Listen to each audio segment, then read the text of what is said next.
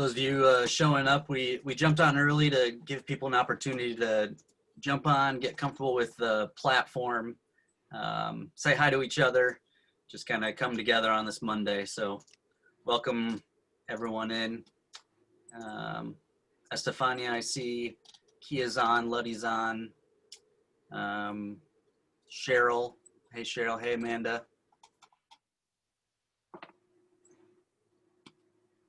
People are on early.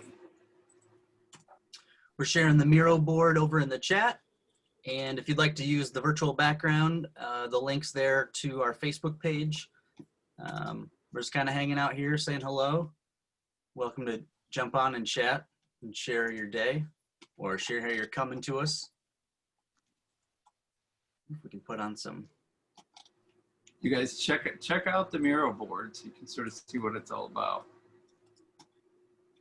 You can put stuff up on there if you want. There's already some information up there. How do you get to those? Do you have a wheel on your mouse? Can you scroll in and out? I don't have a mouse. I just have that touchpad. Okay, you just do your Yeah, yeah. Pitch out and pitch in. But also that little white box down in the right-hand corner that has blue things in it, you can plus and minus in that little white box. See it down there in the right-hand corner? Yeah, well, I had a little thing that looked like a bubble. A bubble. Yeah, that's okay. I think I got it. I'm on a either that or I just got a chat. I'm not sure what I ended up with.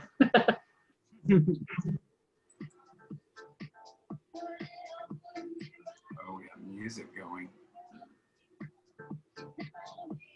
Yeah, there you go. Let's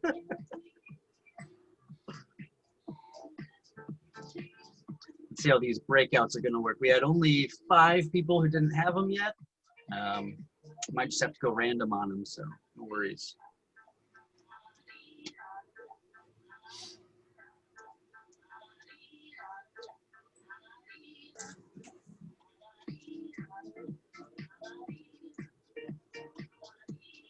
Hey, there we go. We got some people on the Miro board cruising around.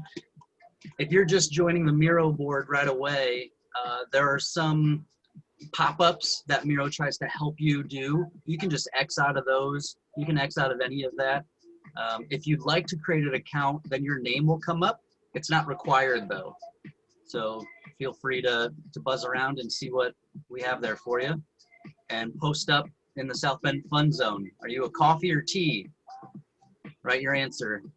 Your favorite vacation spot up there, and your favorite South Bend spot. What's the best thing you make for dinner? Reservations. And when you, what's that? Reservations. I got it.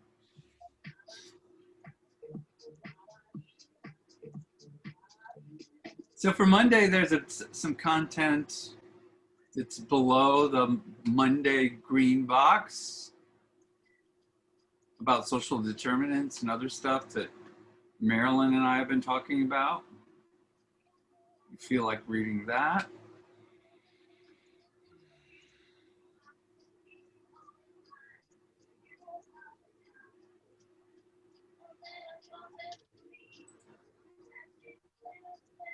Hey, Maurice, I think Chief owes Pastor Lee and I a night to be able to take our wives out to dinner. On his tab. Oh, that'd be nice. What you think, Chief? Absolutely, as long as you take my wife. That won't be a problem. We like her more than we like you.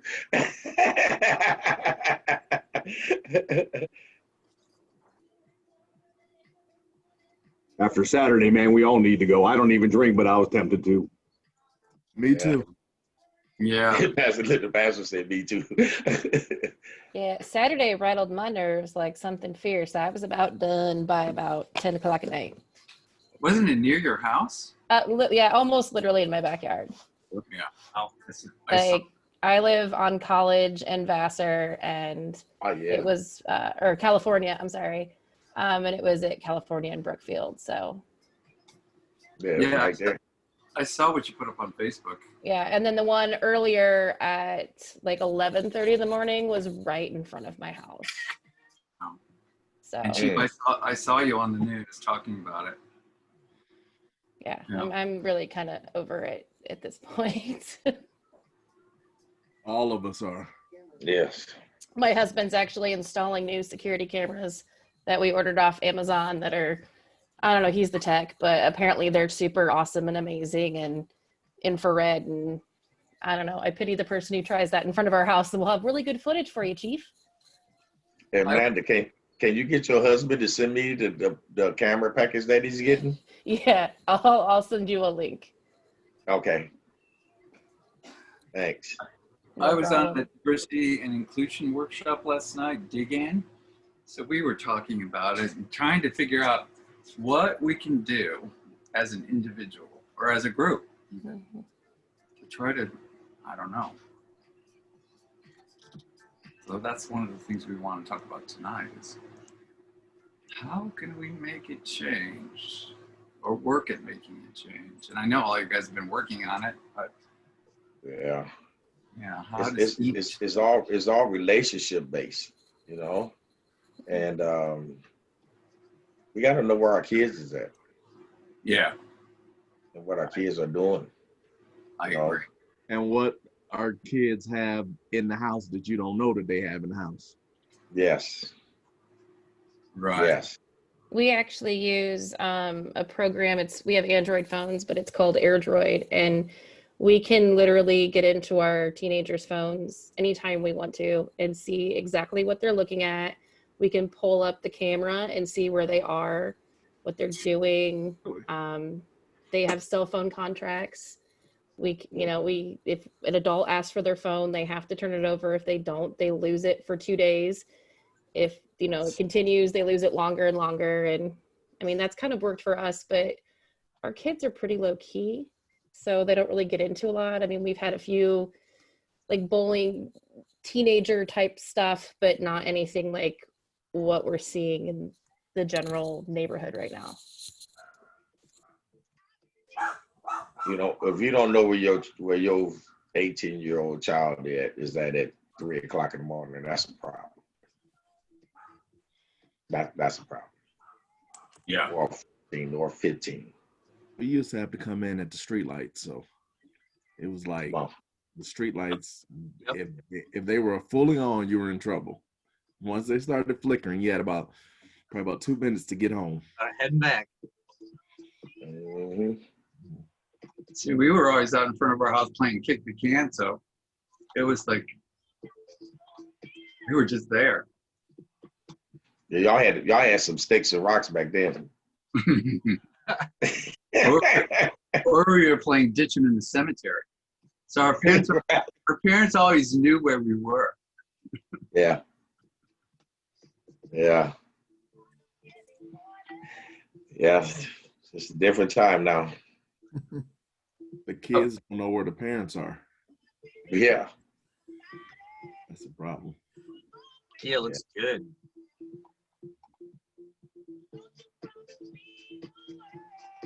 Y'all got Maggie Gibney on here.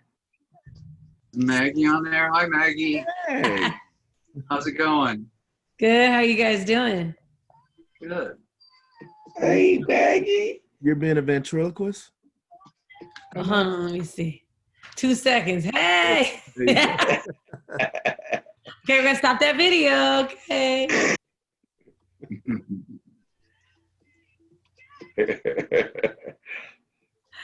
I have a question. I have to go pick up something. If I put it on my phone, am I gonna lose everybody? I can just jump back on, right? Correct.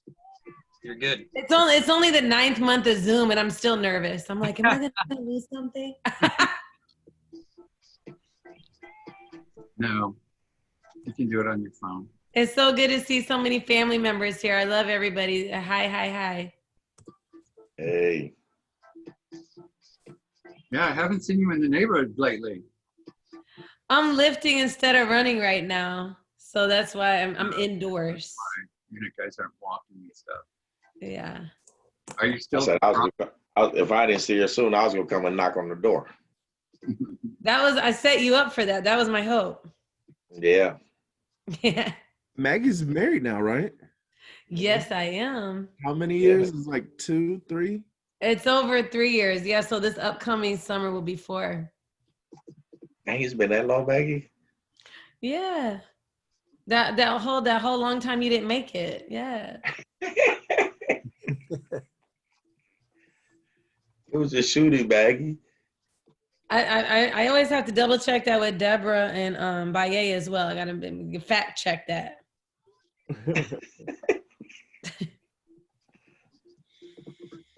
All right, so everyone who's been joining, we have 2 more people on, so welcome. Over there on the side on the chat, there's a link to the Miro board. It's a bit.ly, so bit.ly/UnitedSB2020. You want to click on that link, it's going to open up a Miro board in your web browser. And over there is what we'd like you to have up. We'd like you to have 2 things. So on the left side of your screen, get your Zoom videos and your audio so you can see us. And then the main part of your screen, get that Miro board situated and sized up where you want it. So we're going to be using both simultaneously. So any questions about that? We opened up a little early to jump on and get people comfortable with it. At this point, we're 15 till, so we're actually going to go ahead and go live on our Facebook. So just to let everyone know that that is what is happening. So act appropriately. Isaac, I'm looking at you. Hey, Isaac, I'm getting ready to share the link for those cameras that we got. Oh, thank you. And anybody else who wants them to. Okay, so how do I see everybody and still have the mirror board up? Yeah, that was my question, and I have been one of those people who have not had Zoom because I've had to go to a building with real people to work since March, since February. Yep. So other than my class with Bill, everything else is going to be Greek right now to me on Zoom. So there's different screens on your computer, right? There's different windows. And so you'll have to size down, just grab the edge of that window and make it smaller, and you'll be able to see multiple windows at once on your computer. So you can put the Miro board and the Zoom right next to each other, but you've got to drag the edge of the Zoom or the Miro board to make it smaller. So right now I have my Zoom really large and I have the Miro board a little bit smaller, but I can see both. Right. So I'm gonna be brave enough to say this too. Where's the mural? Oh, got it. Okay. There's a link. Love it. So if I shrink it down, I only see like one other person in my Zoom then? Maybe you shrunk it too small. Are you on a phone? No, I'm on my laptop. It tells me I have 12 pages of people, I think is what it's trying to tell me. Wow. I have only 2 people per page on mine, so I must have a different setup I can do maybe. Whoops. I have like 8 people per page, but I made the Miro board really small, semi-small. Oh, I've got my, okay, so my mirror board is bigger, so wait a minute, let me switch it then. Whoops, wait a minute.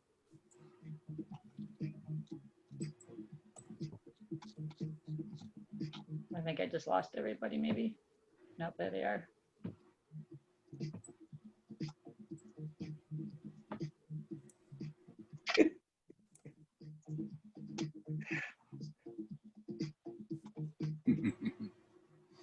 Hi, Chancellor Elrod. Thanks for making it. Hey, no problem. I'm happy to be here. Audio's coming in okay? Pardon me? Audio is coming in okay? Including the barking dog.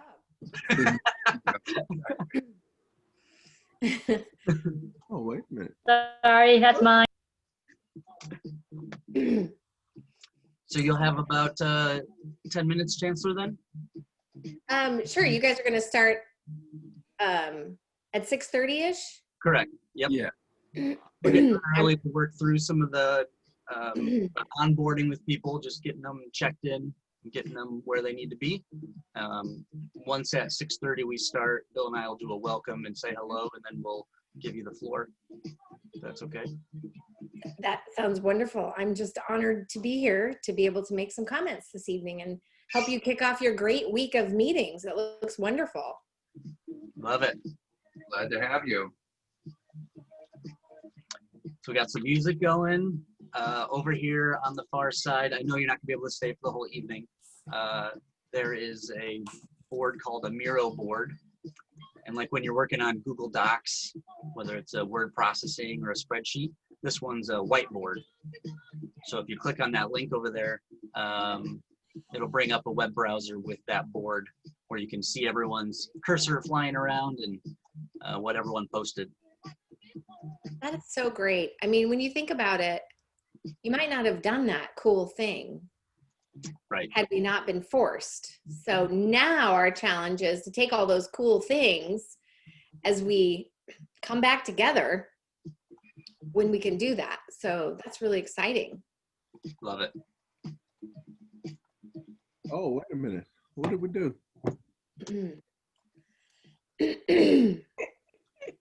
Are you screen sharing, Ken? No, I wasn't trying to screen share. I'm sharing McBride's screen. I'm viewing her screen.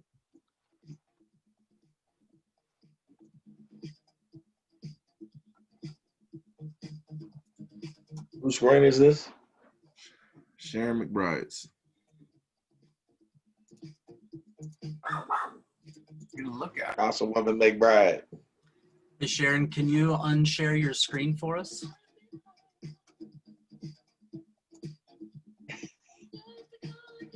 I'm trying. Should be at the bottom. Or, well, actually, sometimes it's at the top. The little gray share button at the bottom. I tell y'all. There we go. Hey, There we go. There you all go. in this together. That's what it's all about. Oh my gosh.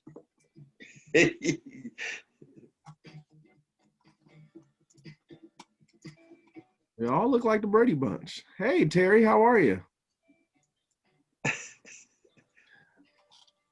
You're muted, Terry. But Sorry, I forgot feel, about that.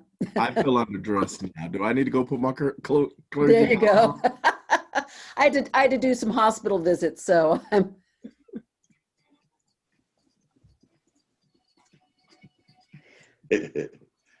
Hey, Terry, were you able to read the stuff that Marilyn and I put up there on the Miro board?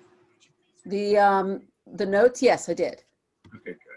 Yeah. Yeah, I think I sent it to you guys too. You sent it to us in email. I did. I was gonna say I didn't read it on the Mirror board, but I read it in the email, and then when I saw it on the Mirror board, I was like, oh, that's that. I wondered if it was Marilyn who. Yeah, we just said a board member, and I was like, you know, that sounds an awful lot like Marilyn. Yeah, we were sort of doing it together.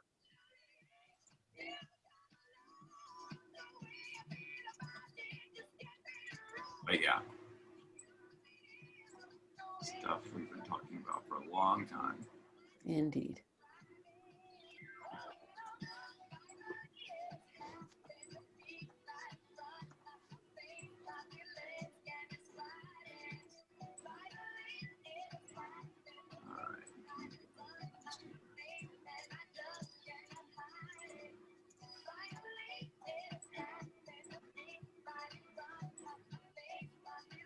Well, this is very different than last year.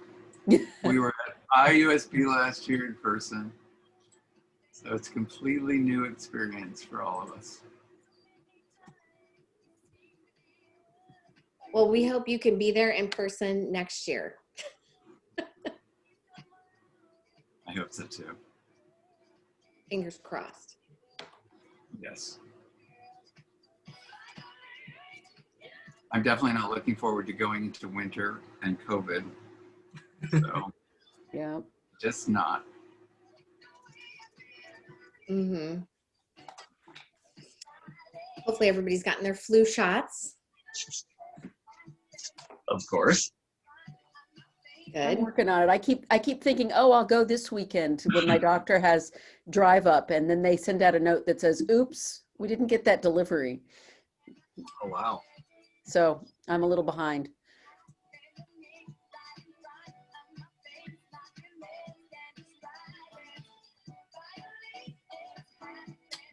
Everyone wants to take a minute and on their nameplate down here on the Zoom, make sure they have their full name on there so that when we're in the breakouts, people can refer to each other by their name. You're invited to put your pronouns if you'd like to as well.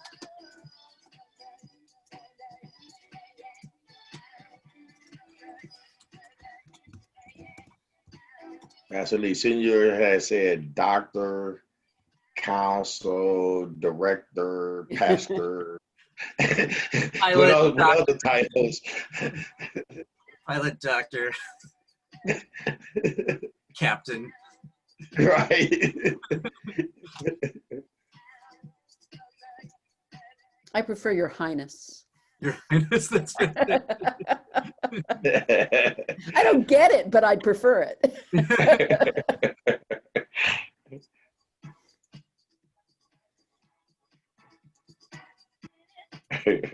Now, Terry, yours says Terry Bay, she, her, hers. What does that mean? I thought that's what Grant was inviting us to do, is to put our pronouns. This is the I prefer to be addressed as,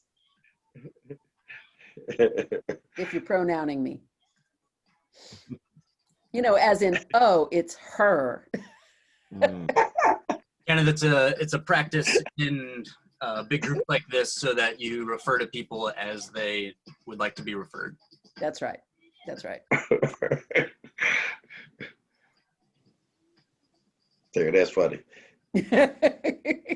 I usually tell people there are all sorts of things you may refer to me behind my back, but if you're speaking to me to my face, I would prefer these options. I was thinking Philosopher King sounded good. So. Yeah.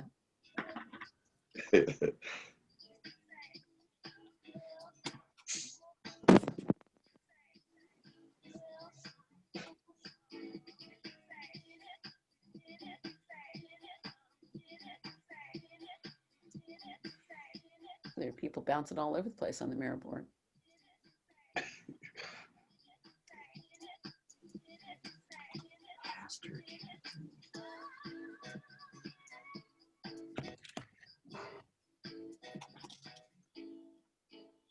I haven't figured that mirror bird out, so I'll just listen.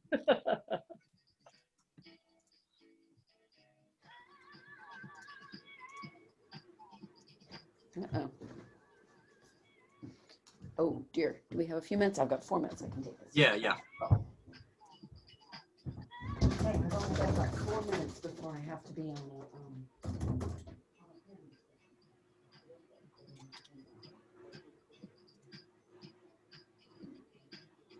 Is Ramona on? I am on. Hey! I was just going through the list. I'm putting the breakout rooms together. Wanted to check. Hey there. Hello. So who's our DJ tonight? I hear circa 90s music playing. That's this guy. Grant. Way to go. Take it back one more decade and you'll have me just partying over here. I'm an 80s baby.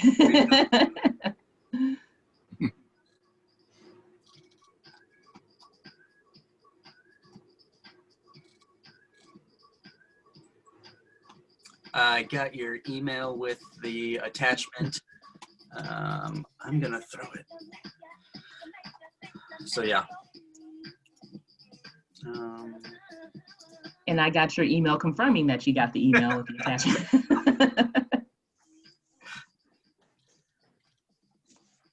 Is it consent to surveys? Ramona. Cool.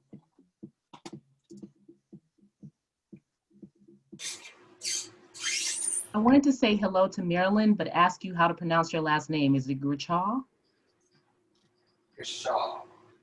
Grishaw? It's just great to place a face with the name. Audio, Marilyn. You're on mute, Marilyn. You're on mute still. Hi, Ramona. Hello, there you are. It's so good to put a face with the name. I've Yes, seen you advertised on, I think, NNN's listserv also. Yes, yes, ma'am. Proud near Northwest neighborhood resident. Yeah, okay. Love that neighborhood. Love it. Yeah, me too. And hello to everybody else as well. Hello, Some ma'am. people I know. Oh, there's Ron, looking awfully scared. It's Linda.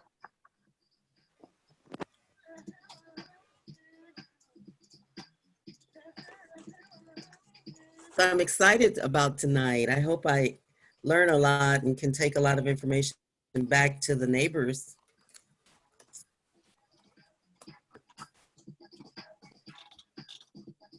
We hope it's so too, Marilyn. Pardon me? We hope it's so as well. Okay, great. Because they're always concerned about safety in the neighborhoods, you know? Yep.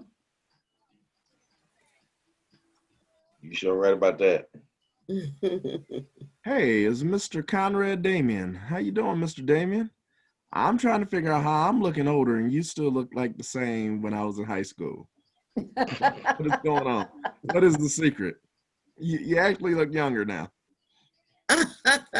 You're muted. You're muted, Mr. Damien. He's rested. Unmute your mic.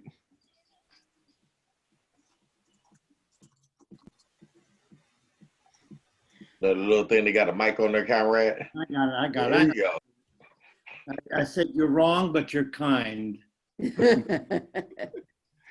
Oh, you look 20 years younger. I'm like, I look 40 years older. Hi, Terry. Hey, Marilyn. We were taking your name in vain a little while ago. You were? Yep. Uh-oh. Bill said something about the note that's on the Miro board, and I was like, yeah, that sounded like Marilyn. Well, I just think that's so interesting, you know? Well, you and I have talked about that, but it's an eye-opener, you know? It might be a reason why some people are obese, you know? Mm-hmm. Why they have some chronic diseases because they don't get to exercise because it's unsafe, or they don't feel safe to walk and do things outside.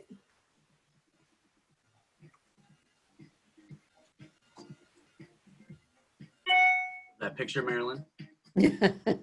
Who is that? Face. Who are you hugging? I don't know. Are you hugging? Where did this picture come from? This is from last year. Last year. Oh, okay. Okay. Interesting.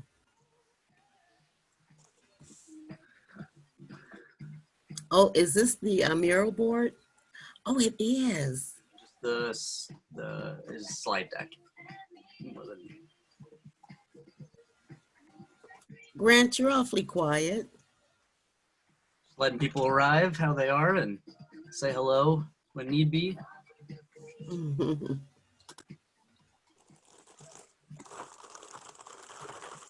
Say how do we want to, let's get started here in a minute, huh? Well, it's about that time, so we have 36 people on. So before we get started, everyone, welcome. We're going to do a welcome, and then we have a welcoming address from Chancellor Elrod. Over in the chat, we have our Miro board, where we'll do our documentation tonight, and we'll do that throughout the week, and then we'll refer back to it on Saturday as we go over our action items and things that people brought up and things people spoke about. So I'll ask everyone beyond myself, Bill, and Chancellor Elrod to kind of drop off their video, please. And we'll get things rolling here in just a minute. Welcome, everyone. Hello. Chancellor, did you want to bring up anything on the screen? No, I'm just gonna speak. Great.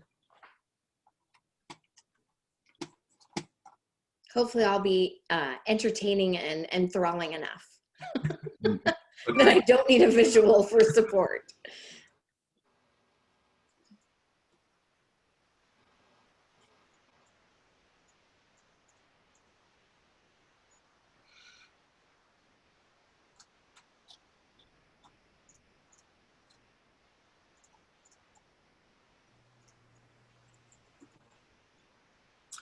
Everyone could go ahead and drop off their video.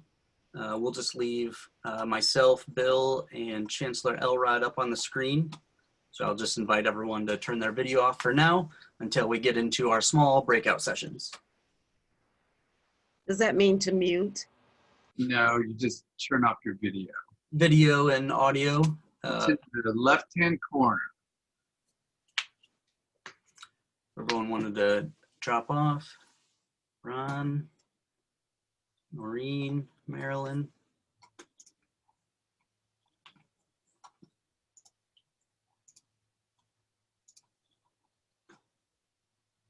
All right, Bill, you're officially co-host. All right, thanks everyone. That's fantastic.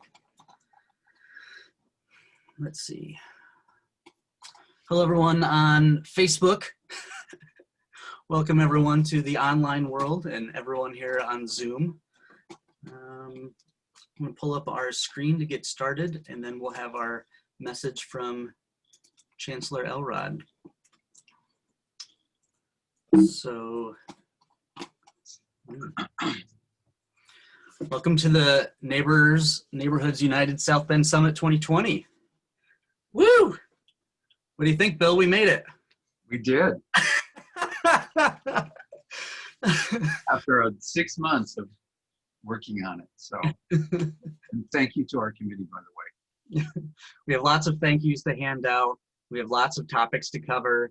We're going to go over some of that tonight and throughout the week.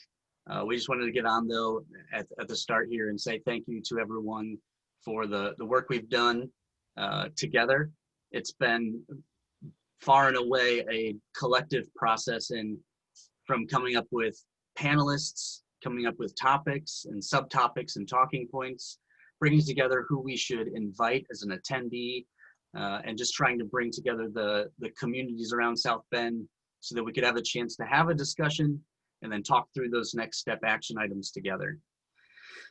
Last year, 2019, we were at IU and they hosted us graciously, and we had a full evening. So what we had the opportunity to do was hear from Chancellor Elrod there at IU about what this means for them and the meaning behind it. So we're going to go ahead and do that again tonight.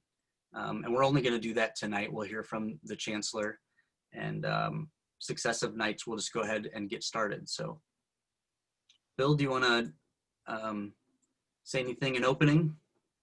Not right now, but yeah, I'll say so. So we'll drop off, Chancellor, and we'll give you the floor.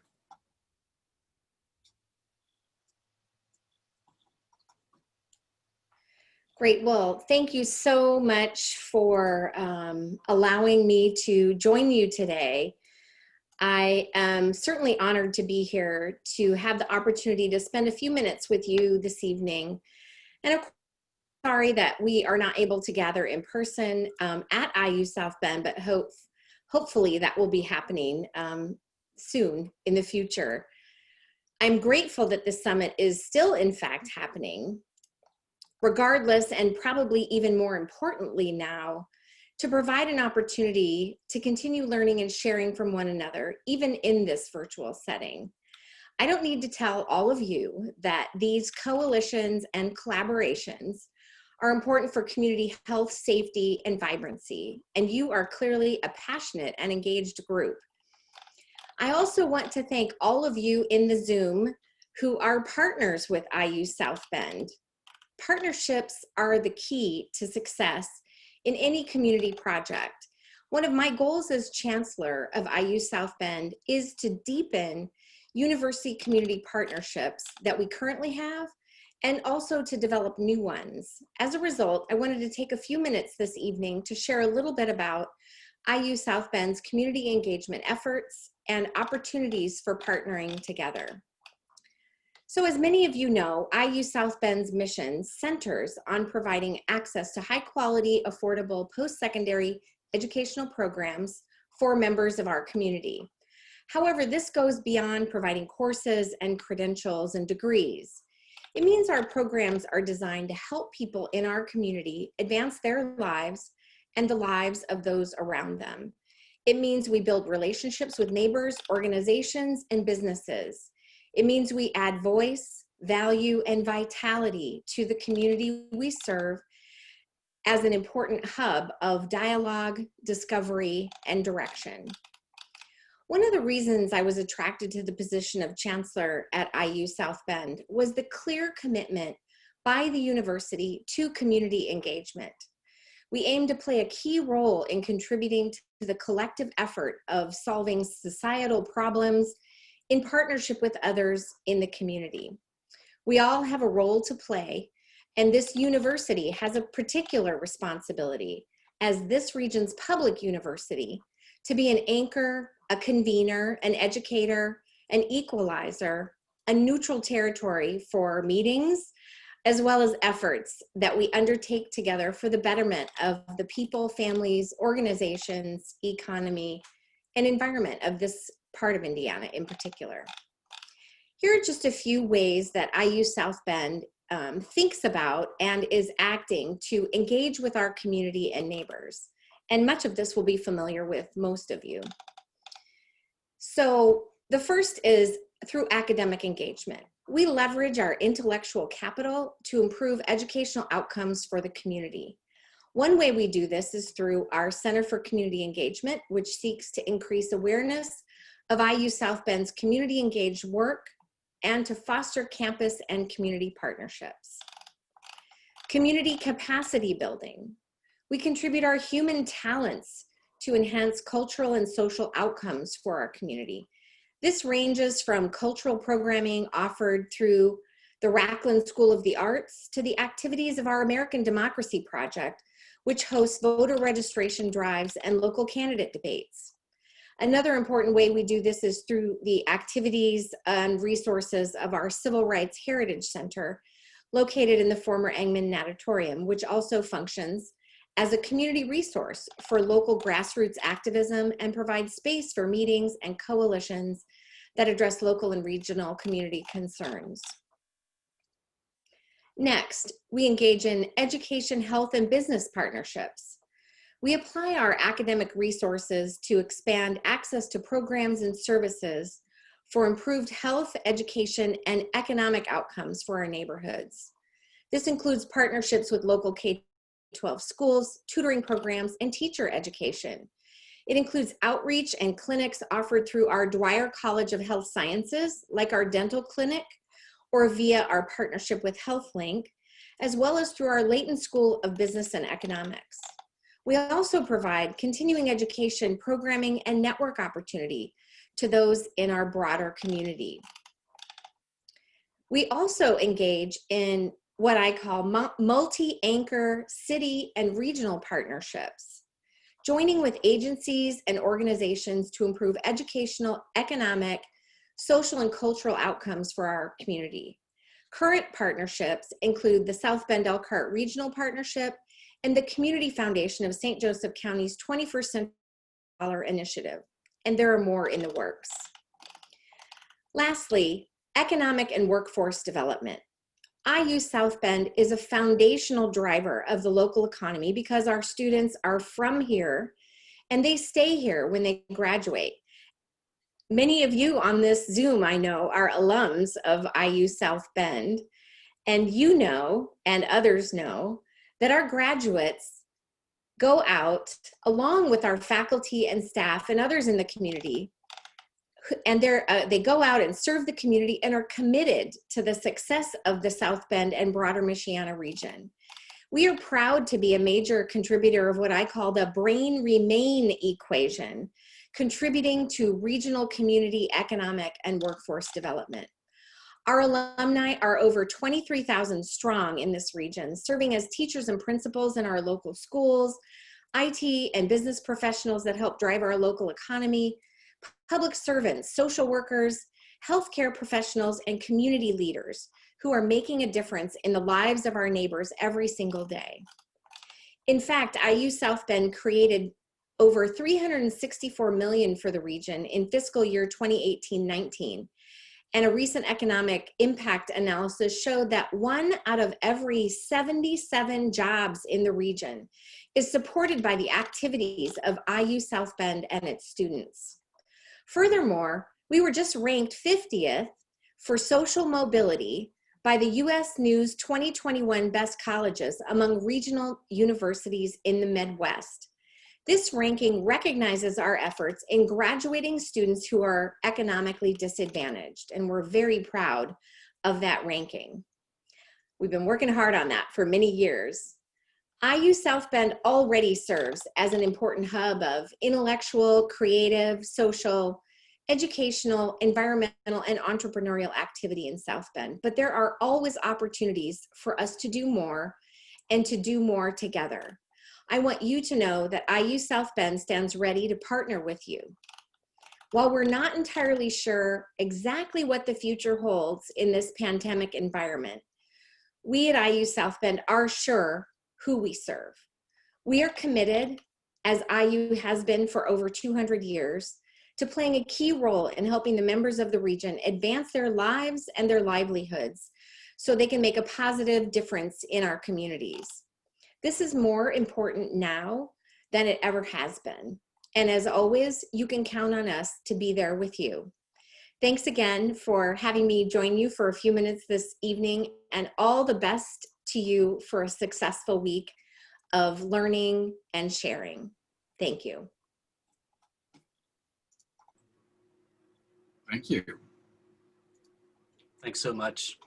Thanks, Chancellor. We really appreciate it.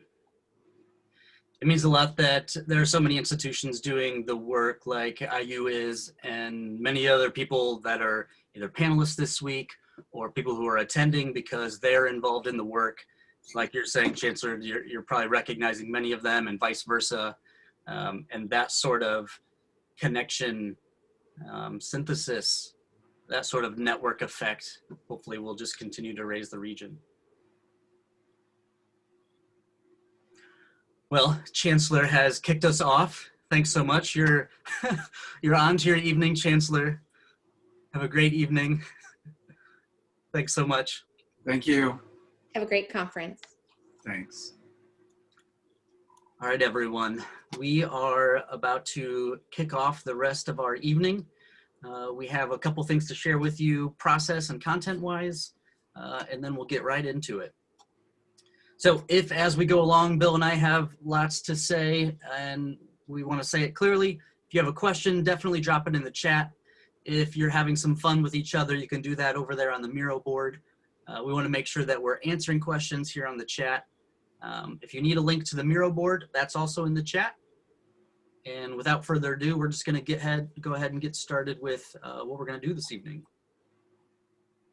Does that sound good, Bill? Yes, let's go. Let's do it.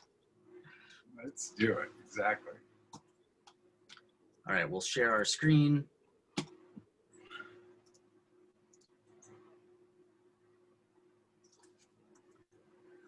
Here we go.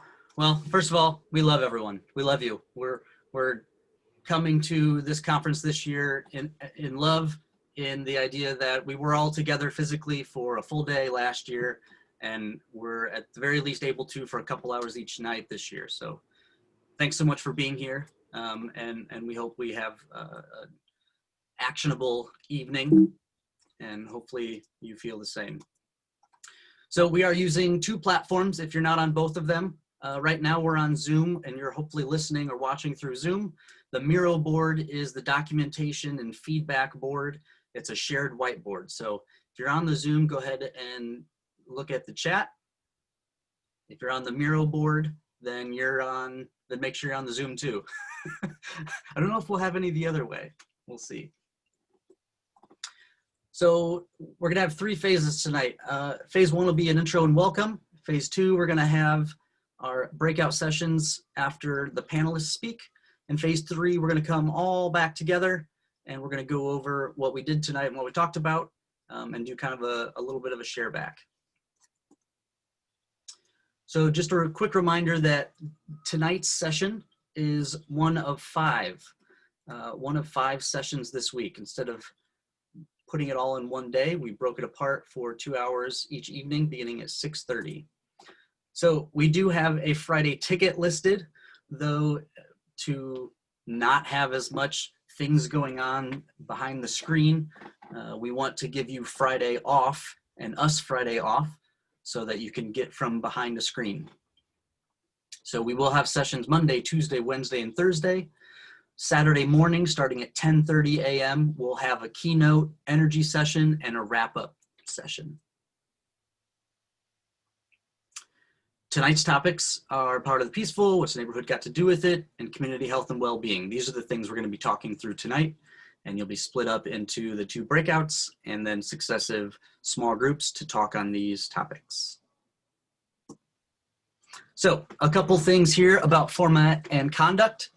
Like I said, we're going to be all together. We're going to go into 2 breakouts, and then we'll all come back together. All right, so just so that you know how the movement in the Zoom is going to happen. What you'll see then perpetually is on the Miro board, you'll be able to be on there the whole time. So no matter where you go in the Zoom, you'll be able to have the Miro board up and communicate that way if need be. Okay. Then on conduct, this is a safe place. So we're here to grow in understanding. And in order to grow in understanding, we have to have honest conversations. And sometimes that's hard. But that's why we're here, because it's hard. So we ask that in those conversations, when you're doing your breakout, you use the improv method of yes and, which means to build on. So if someone says something that you know is difficult in your mind, say yes, and here are all the constraints in the way of doing that. Instead of leading with no's, we're asking that you use the improv method yes and. So building in constraints or building in requirements to help others understand what you understand. So we want you to lead with respect and we want you to align in understanding. At the bottom here, we're going to ask that there's no fighting or finger pointing. We don't want you to yell at each other.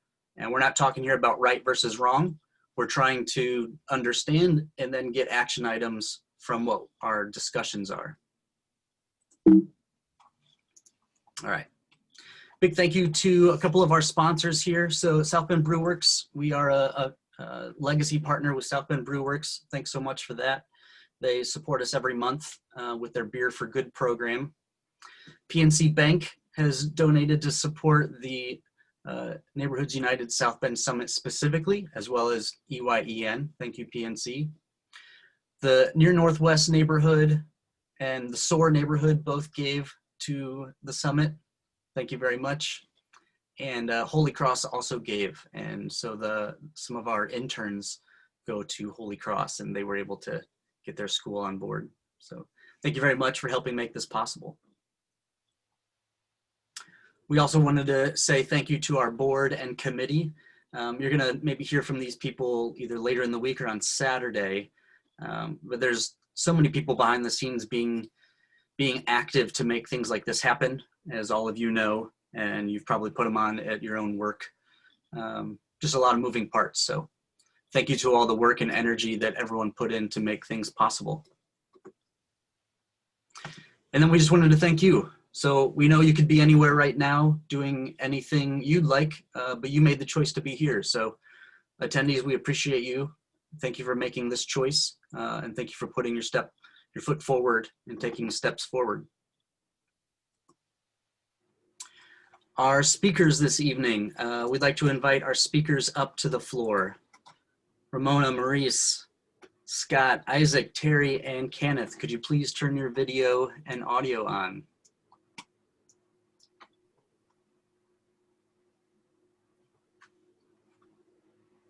I'm here, Grant. Gotcha, Scott. Isaac, I see you. Kenneth, you there? Mo, I see you.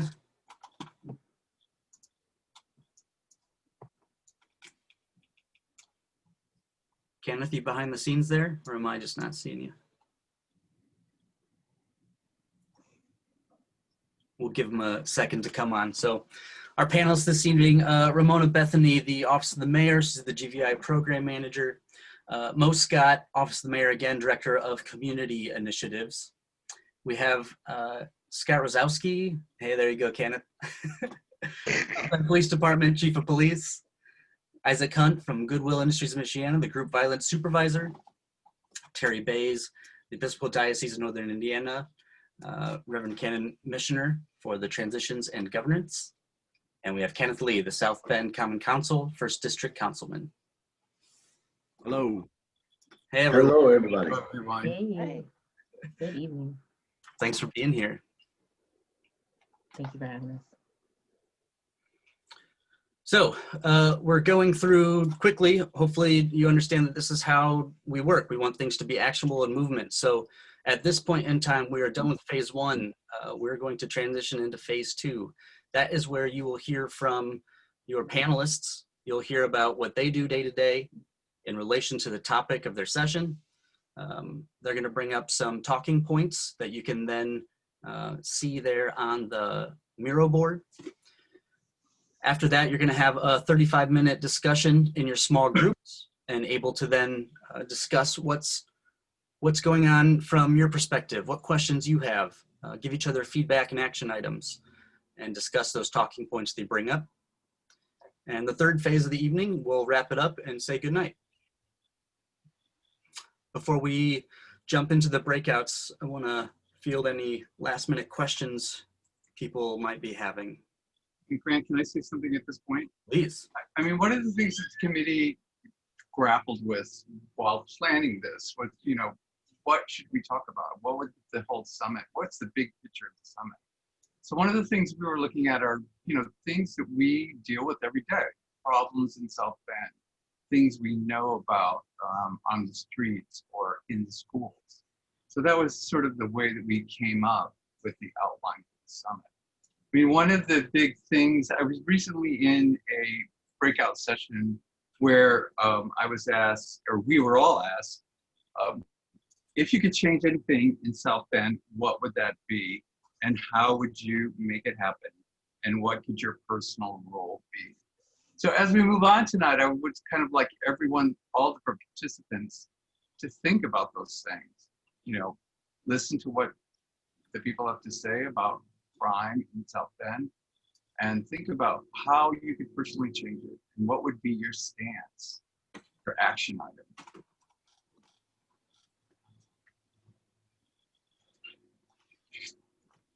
Good. Love it. Thank you.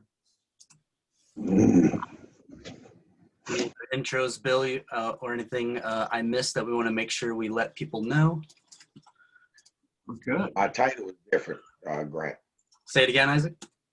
Our title was different than what you have on there. Tell us what it is. Okay.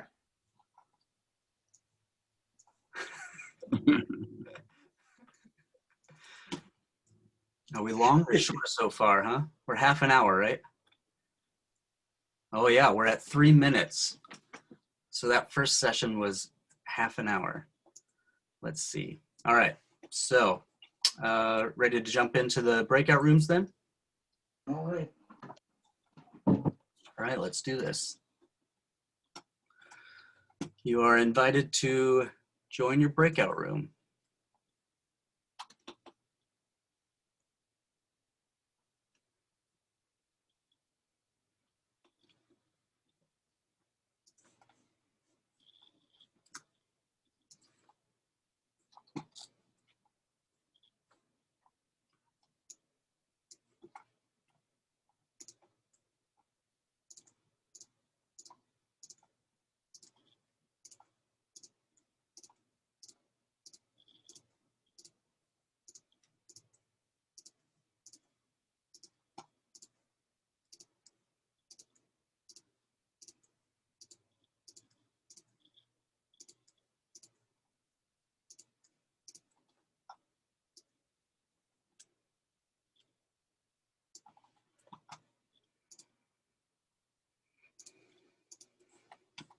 everyone on Facebook.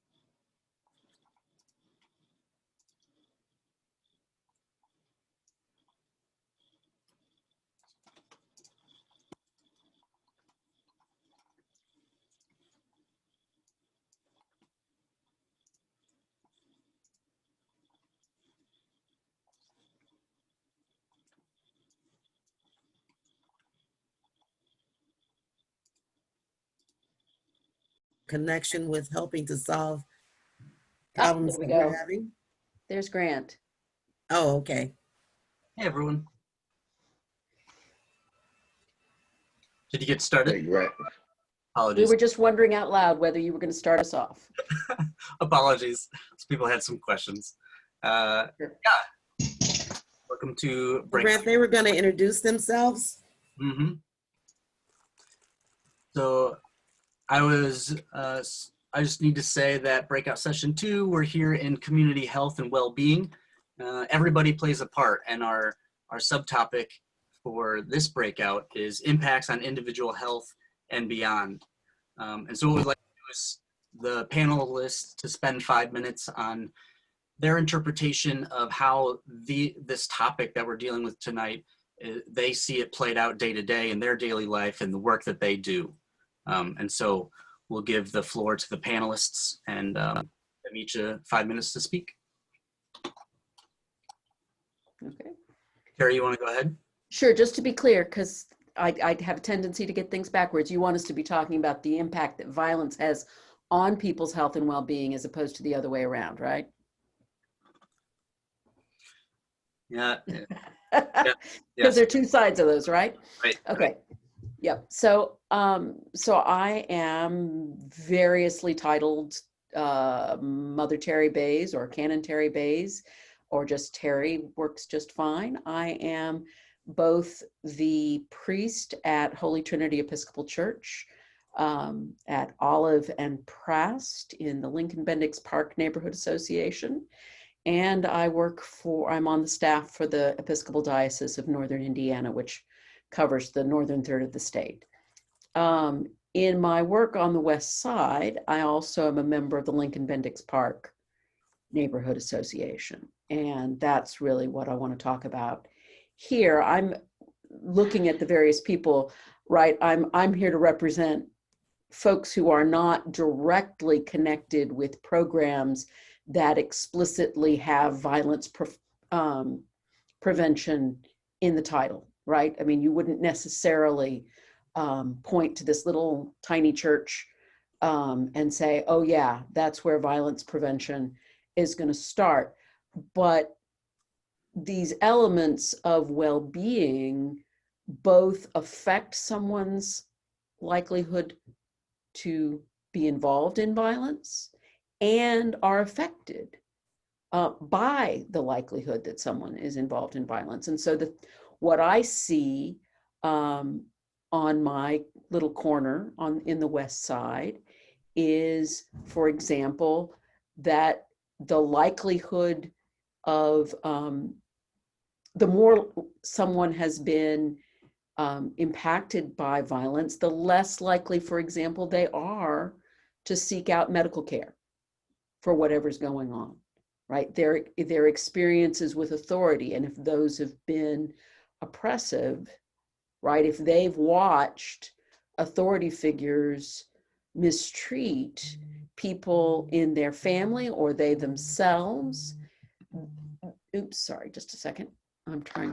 Then they are going to turn that same set of suspicions on people in, for example, a hospital setting. I spent a good part of my weekend in the hospital with a mother who just had her baby taken away from her, largely because she was having a very confrontational relationship with hospital staff.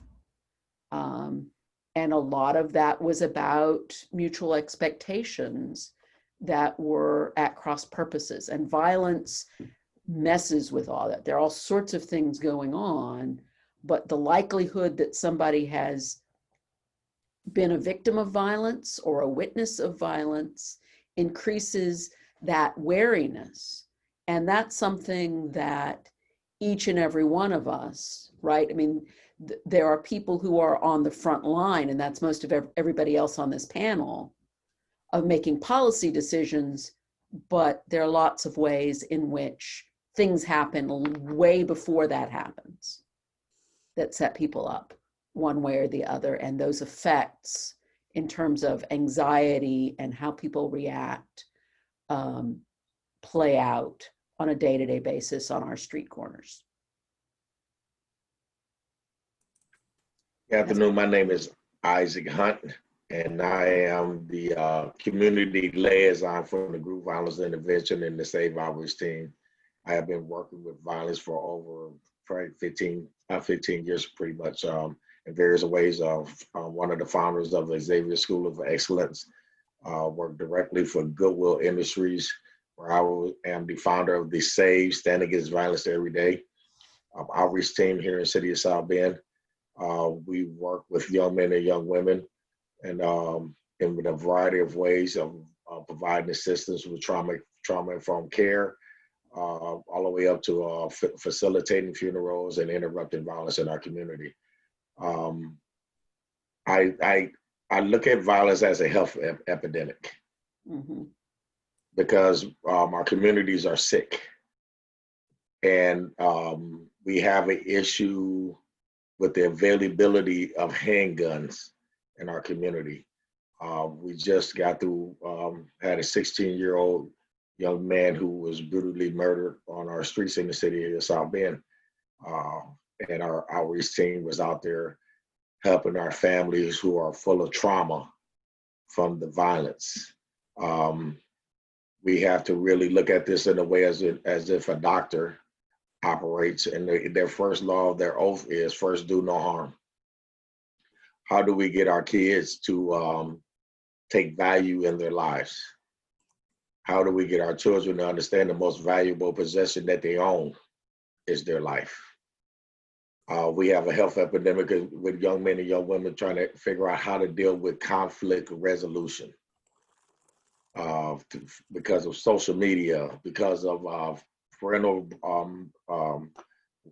where the kids are being raised. We have a serious issue in our community, and not just our community, in our surrounding areas, of young men that have no faith in themselves, they have no hope in our community, and they have PTSD.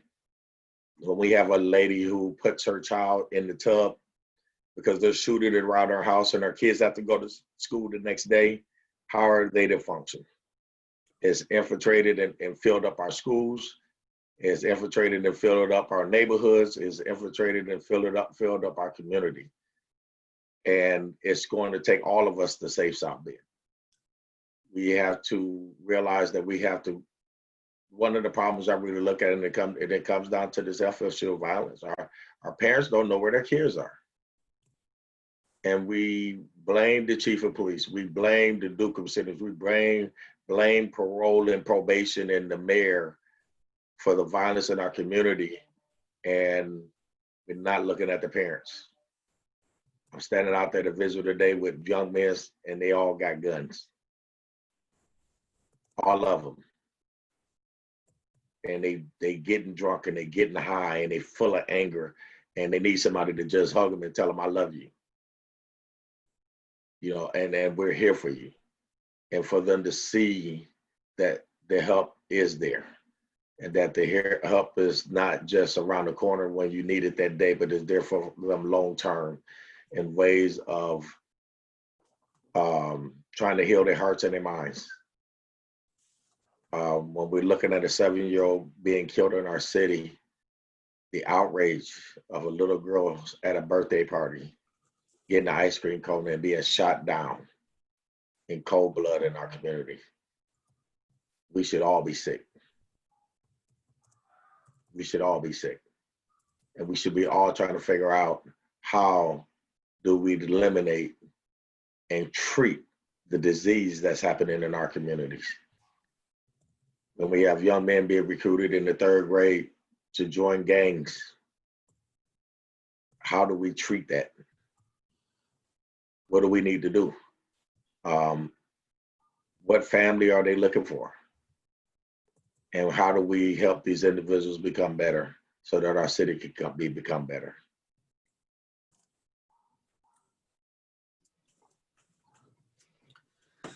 That's heavy stuff, Isaac.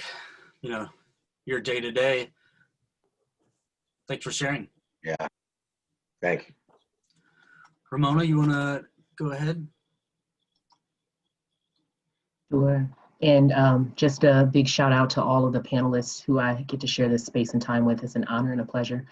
My name is Ramona Bethany, and I'm the GBI program manager for the city. I work under community initiatives with Mo Scott in the office of the mayor. And just to give a quick blurb on what my day is like and what GBI is, group violence intervention extends from the national network of safe communities, and it is international, long-standing, about 20 years plus now. We entered into partnership, we as in South Bend, entered into partnership with the national network back in about 2011. So that would make it about, I'm gonna say 2013 is when we actually made the official partnership official, made it official. But 2011 is when those conversations and trips to New York began. And the city first had to start with where GBI is, the actual root of GBI, which is people. Who are the people? Who are the people that need to have voice when it comes to speaking against the violence and garnering the support of those who can stop the violence? And then who are the people most affected by the violence? Who are the people who perpetuate the violence? It's all about people. And the relationships within GBI are what keeps it together, what holds it together like glue. As program manager, that is my first foremost role, is to make sure the partnership that has formed as the core group of GBI remains strong, remains effective, remains mutually beneficial. So they're benefiting from being at the table together and working together, and they are seeing the fruits of their labor together. I entered into something that was in existence for 7 years here in South Bend, and me being invited to come in this capacity was an extension of that trust that had already been formed by so many individuals here in the city of South Bend, including our chief of police, Isaac himself, our captain of the SFU team at South Bend Police Department, Captain Dan Skibbins, Lieutenant Dombrowski with the police department, Gladys Muhammad, Lynn Coleman, Rose Meisner from the Community Foundation. These are all people who were there from the beginning and have placed a lot of trust in one another and want to see the bang for the buck. They really have put a lot of time in. And so after 7 years, with me being integrated, it became all about how to take this partnership into a space of growth, how to make the community aware of what we stand for, and to do that in an effective way. So I gave Grant what was work that I did since my time with GBI, which basically I have to maintain the GBI board or the core group's unity and effectiveness. I have to continue to partner with the national network. We do TA calls with them bi-weekly. We report in on our stats. We receive technical assistance basically from the national network for safe communities to make sure we're exercising best practice when it comes to implementing the strategy in our city. And then along with that, funding, looking for continuous resources to keep the strategy going in South Bend and to keep those who are on the ground doing the work such as Save Team and our social services that extend through Goodwill making sure that we're always looking for ways to keep those sustained and even grow those resources and wraparound services. So as you go to the second and third page, I'm gonna just have you go slowly through there. Just want to give you all a visual of what GDI has looked like. And notice I entitled this the GDI Community Committee Plan. One of my first and foremost missions for the core group was to provide for them a gap analysis. They wanted to see, where are we? We've been doing this for a while. We feel the community's pain. We feel frustration here and there. We see our growth. We also see the ways that we've been stronger, but what can we do to continue to offer this strategy to our city in a way that's effective? And basically what this community committee plan did was outline the fact that our three-way partnership between social services, community and moral voice in the South Bend Police Department, or I should say law enforcement, because it consists of the police department as well as federal law enforcement, judges, prosecution, all of that is all encompassed when I say law enforcement. So maximizing the strategy of effectiveness means you want to get an even three. When those three things are working together and they're solid and they're connected, then you have a strong strategy in your city. Our gap analysis showed that we have a very strong law enforcement in our city, that they make it known that we do not stand for violence. We care about our community. We'll stand against it, and we'll also be active in spreading the word that we will help you if you let us. And so their partnership with SAVE represents that. Social services is the next strong one that you'll see there in the pie graph, that Goodwill's partnership through SBGDI collaboration in the city is strong.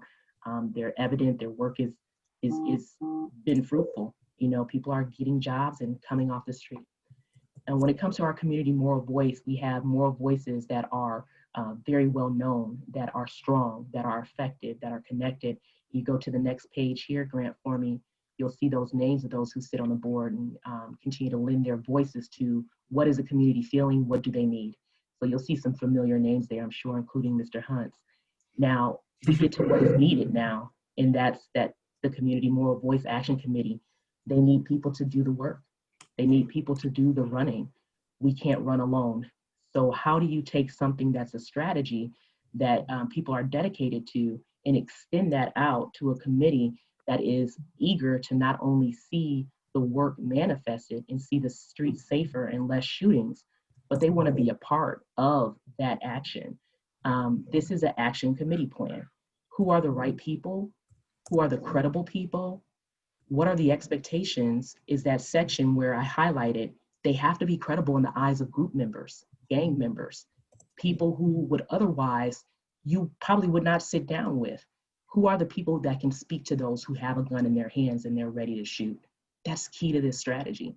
That's not something you wake up and you have in you. That takes training, it takes time, it takes building a relationship.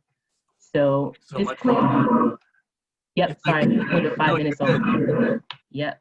Like you're going into, I'd like to invite the rest of the panel, so all three of you, for the next 15 minutes, speaking to panelists and attendees, for the next 15 minutes, we'd like to have the panelists discuss in front of everyone the initiatives they just spoke about that they deal with every day, and those things that they get to work on, and those opportunities that they see that you know, we all need to be a part of.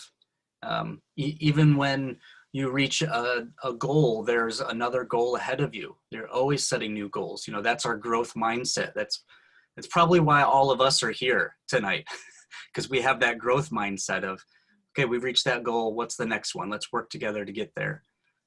So we'd like to take about 15 minutes and have the panelists talk in front of us about what they're working on and what they just said.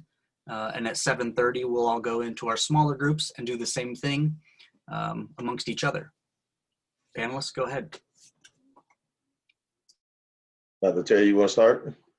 I was going to suggest Ramona just roll on in because she was sort of in mid-thought. So you want to? Yeah, I appreciate it. Just taking away the words, taking away the strategy of it all. At the end of the day, I think that what we're experiencing in this city is an identity crisis. I was born and raised in South Bend. I grew up on the West Side, went to Kennedy School, Dickinson Middle, and LaSalle High. And from there, I stayed. I went to St. Mary's College. And what I ended up being is what I describe now, a bridge builder. I'm someone that's not a seasoned elder like those who I learned from, those who mentored me like Lynn and Gladys. And I'm also not a young one who's still in high school or in my 20s in that demographic that ends up being most involved in violence with shootings. So I'm a bridge builder. I see both, and I've been trying to put in my tool belt to build the right bridges between the generations, because I see what our elders have to offer. I see what the young people are going through, and I feel it. And I feel like I'm age-wise, season-wise, and career-wise, I'm in the middle and able to build a bridge. So what tools do I need to do that? One of the main ones that I had was my faith, and really discovering who I was. I call violence an identity crisis because I think so often we get caught up and consumed in what we're around and what we're surrounded by. And one thing I made an effort to do early on in my life was to surround myself with people who loved me and who cared. And I'm a person of faith, so people who believed in God, believed in Jesus, and was able to teach me what that meant externally, not just internally. And what that evolved into was me going into a career that extended my faith from within and gave me tools to understand what that looks like in a community context. So I went from St. Mary's starting in nursing to going into religious studies and deciding to take a path of seminarian that led me to Moody Bible Institute in Chicago. And my master's is in intercultural and urban studies. And so that gave me the context that I needed.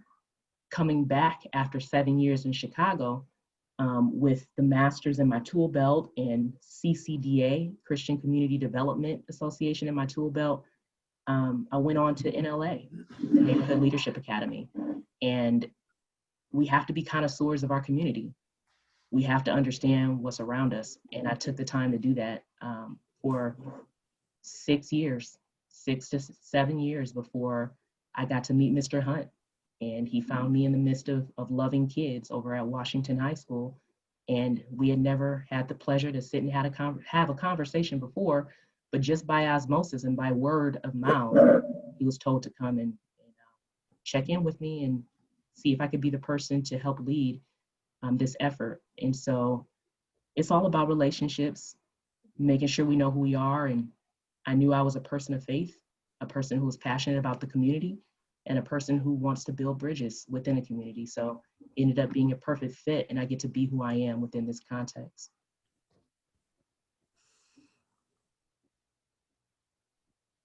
Some of the work that we're doing as far as the social services for the group violence intervention is trying to interrupt these gun violence and build relationship with the youth in the community. One of the things that we've really seen is that just like the shooting that happened on Brookfield the other day, there is, it's lights out there, but the trees are covering up the lights, so it makes it dark and gives and builds an opportunity for violence to happen.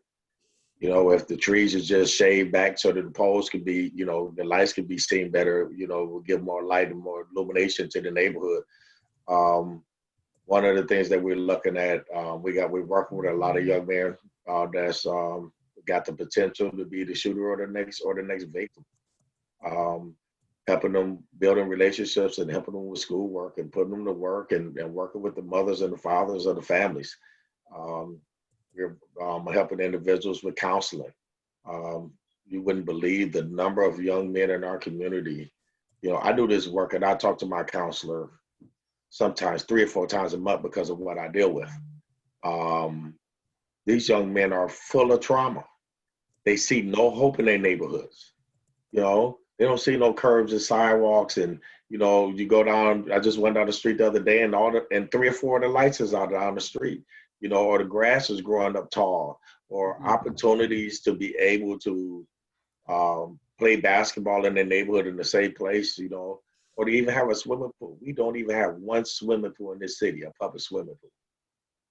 Our kids end up going to hotels, and now they they doing drugs and they in a closed environment where there's no control at. It's simple things like that. I'm working on, we need a detox center in our city. We do not have a detox center in the city of South Bend. One of the major problems in our city is the accessibility to guns, alcohol, and drugs. Those are the three things, you know, and they have too much availability of guns. And there's no accountability for young men and young women from parenting. You know, we want the teachers to parent our kids. We got to parent our own kids. You know, we can't blame Mayor Mueller because, you know, the 16-year-old boy was out here late at night doing something he ain't got no business doing. You know, he had to take some ownership because he is at the on the head of the pulpit. You know what I'm saying? With the control. But at the end of the day, it's our responsibility as a community to hold our kids accountable. You know, if I see your kid, I should say something. You know, and it's also the parents' responsibility to be on their Facebook pages. You know, they on Facebook and they sitting there like they got cerebral palsy. You know, their fingers is all crooked. They got guns all over the place. They got marijuana everywhere. Where's the accountability for the parents? And then last thing I'll say is we got to start enforcing curfew laws. We have to start enforcing them. You know, our kids are out at 2 or 3 o'clock in the morning. They're 14, 15 years old. No, nothing happens good at 3 or 4 o'clock in the morning.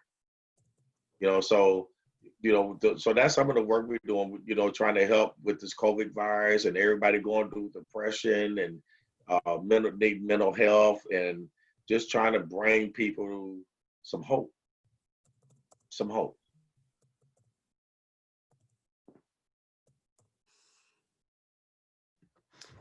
So I'm at a sort of different entry point on a lot of these things. And Grant, can you pull up the social determinants list off the Miro?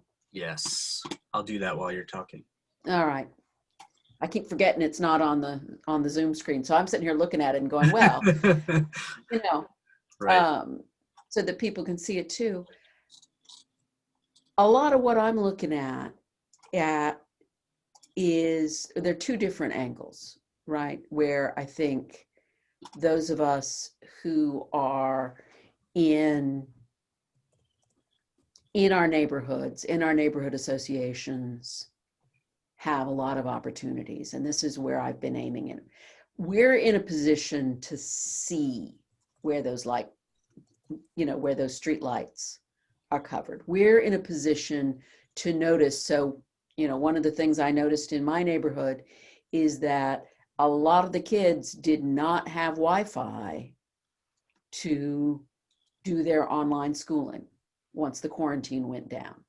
And I looked at the Wi-Fi bus map that the school district was putting out, and I said, hey, funny how there's a big hole right where my neighborhood is. And I know that there are kids that don't have Wi-Fi in there. And so, you know, I did something that was really simple. All the churches were being offered, there's a group called the Indiana Center for Congregations, and they were saying, hey, we'll give you some money to improve your tech so that you can keep your congregations together during the quarantine. And I said, great. Well, our congregation is everybody who lives within 5 blocks of our neighborhood. So we boosted our Wi-Fi so it would go out 600 feet from our church walls. And then we sent a note around to everybody in our postal district and said, hey, you're welcome to use our Wi-Fi with our blessing. You know, you're not stealing. We're inviting you to come do it. We got a grant from the city to buy 3 picnic tables and put them out in the yard. And, you know, if you log on to Holy Trinity Wi-Fi, what it says is you have to promise to protect the dignity of anybody you encounter there in the yard or online, and you can't break the law, right? Otherwise, we'll kick you out. If we catch you, we'll kick you off the Wi-Fi. You do that, you click that box, you can use the Wi-Fi to access social services and do schoolwork there, right? That was not a hard, long, you know, planned solution. It was a pretty easy fix, but all it required was being willing to step across that boundary between us and our neighbors.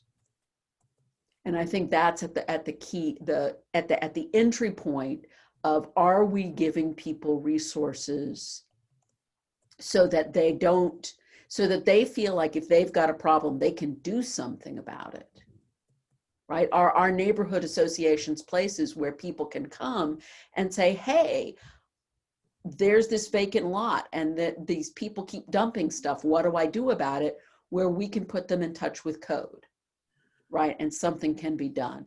Or are our organizations places where kids who are seeing violence at home can come and see sane adults, right? I mean, we can try to put the responsibility at the door of the parents, but what are the kids supposed to do if they happen to be born into a home, right? If I'm 9 or 10 and I'm old enough to think mom and dad are not doing what I think they ought to be doing, but I still live at home, are there other sane adults in my neighborhood that I can walk alongside and who will walk alongside me?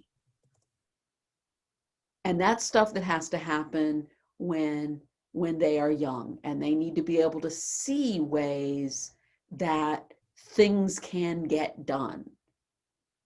Because that's not being able to get traction, right? Not being able to change my world is why I get so frustrated,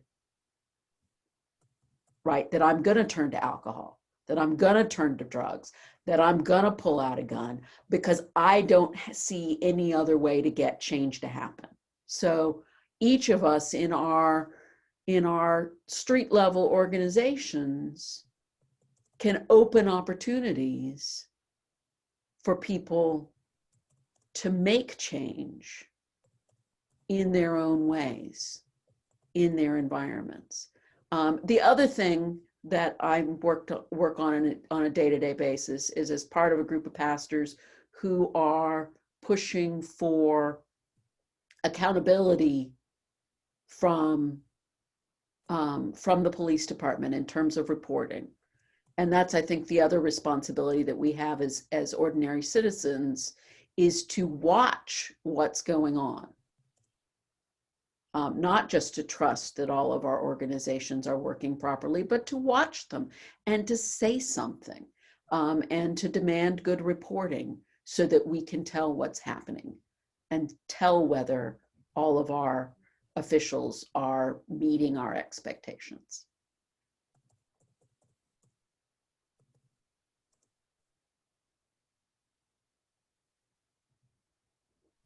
Mother Terry, I agree with you. I agree with you 100%. I've always looking at, and when we just talking to these young guys that was out there Saturday night, they don't care nothing about us. Yeah.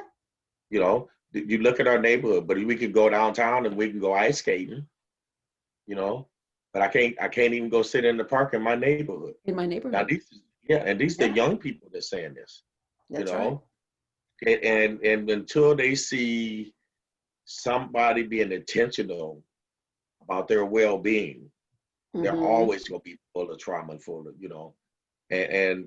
so, somebody asked a question about, do we have family support counseling and things like that? We partner with everybody we can to provide services, mental health therapy, anger management, parenting classes, whatever a person needs, we will go and try to find a wraparound service that would help that entire family. But if you only get one or two here, but when the community really gets involved, that's right. It really changes the whole dynamic of what can be done, and how many people that can be served. When they wrap their arms around the services and stuff that you're providing in your congregation, it really changes everything. When we see the services and people wrapping their arm around Broadway Church, it really changes everything. Precisely. So it's not just, you got to get out here and be hands-on like us and be out standing out at a shooting trying to do that. But it also could be, can I bring you 20 a box of 20 of toothpaste? Right. Those type of things. Every little thing can help. Well, and just knowing what the resources are, right? Just networking among different organizations so that, you know, I know, oh, I've got somebody who needs parenting classes. I can call up I know to call the folks at Goodwill and say, okay, so let's see, if you are, you know, fewer than 7 months pregnant, that there's a visiting nurse program, right? And they will work with you on how to take care of that kid. And they will follow up with you and they will put you with, and the schools have got parenting resources, right? There are parenting courses at about 6 different places if you can intersect with them. Yes. Yeah, knowledge is power. That was one Indeed. thing that's definitely top notch for this year. People need to know where to go to get the resources. And I'm constantly saying that I feel like South Bend has all the tools to heal ourselves, but unfortunately, we don't have all the connectors. We're not connecting well. So we have folks over on the southeast side that don't know what's on the west side, and folks over on the north side that doesn't understand what's going on the southeast side. There's like a lot of disconnecting. And that to me is a vision of a community initiatives department, that you would have a hub that kind of represents the whole, like what can we model for the city as a whole to connect those dots. The analogy of violence being a sickness, well, you take what happens when someone has an emergency and emergency services are provided. You have your first responders, right? And then you have EMT who can handle them as they're going over to the hospital. And you have the hospital itself, and you have doctors and nurses, and even before that, you have triage, right? So if you take that analogy and look at our city in that way and how we're handling violence in that particular epidemic, who are our first responders? Who is our EMT? Who are the ones that are on the spot to triage and figure out where to send them next? That's the type of perspective I try to have going into what next, because it is an all hands on deck thing. What departments within the city can get activated to play their role in that process of healing the sickness and the epidemic of violence? That's the goal. Every meeting, every time we meet and get together, that's the goal. Like, how can we get people activated and understand their role, play that role and not try and play in another role? What would it look like to have an EMT jump into a surgeon's role? You know, that would be horrible. So it's the same thing within the city. We have to have our key people being the best at their particular role, and how can we help build that, you know, and where does the sanctioned violence by the police department? This is a public figure that needs to be talked about publicly. I am not bringing up gossip here. Please read the newspaper and look up Aaron Nepper. We need to find out why he's not being fired, why we have a police chief that's coming here to talk about peace. I have, but this and have a reckless police officer completely unaccounted for. This is an employee personnel issue. It's not an issue. It's a city of issue. violence. It's a public issue. So with that, I would like to say, forcing them to drink cinnamon. I'm a housing provider, and I would like to see housing providers involved in these conversations because to some extent we do have control over our tenants. We're having a housing discussion. I think it's on Tuesday night, so. Right. I would just like to be involved in the violence discussions also, which is why I'm here tonight. Right.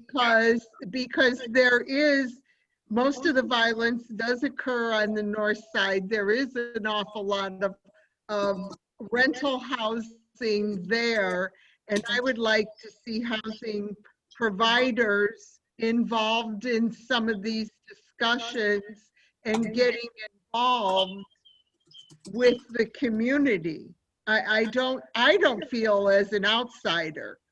I know more what's going on in South Bend more than I do what's going on in my own neighborhood or my own town, because I care about people I'm providing housing for, and I care about the housing, and I care about their safety.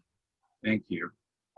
You know, we're about ready to go into individual breakout sessions, and of course you can continue your conversation there. So, Grant, are you there? Hey there. Yes. So tonight, this evening, apologies on the session so far. It sounds like there were some discussions from attendees. Right now, it's just panelists talking. So the attendees are going to have an opportunity to speak with each other and amongst each other next, like I outlined in the beginning. And so we wanted to have the panelists, give the panelists an opportunity to discuss.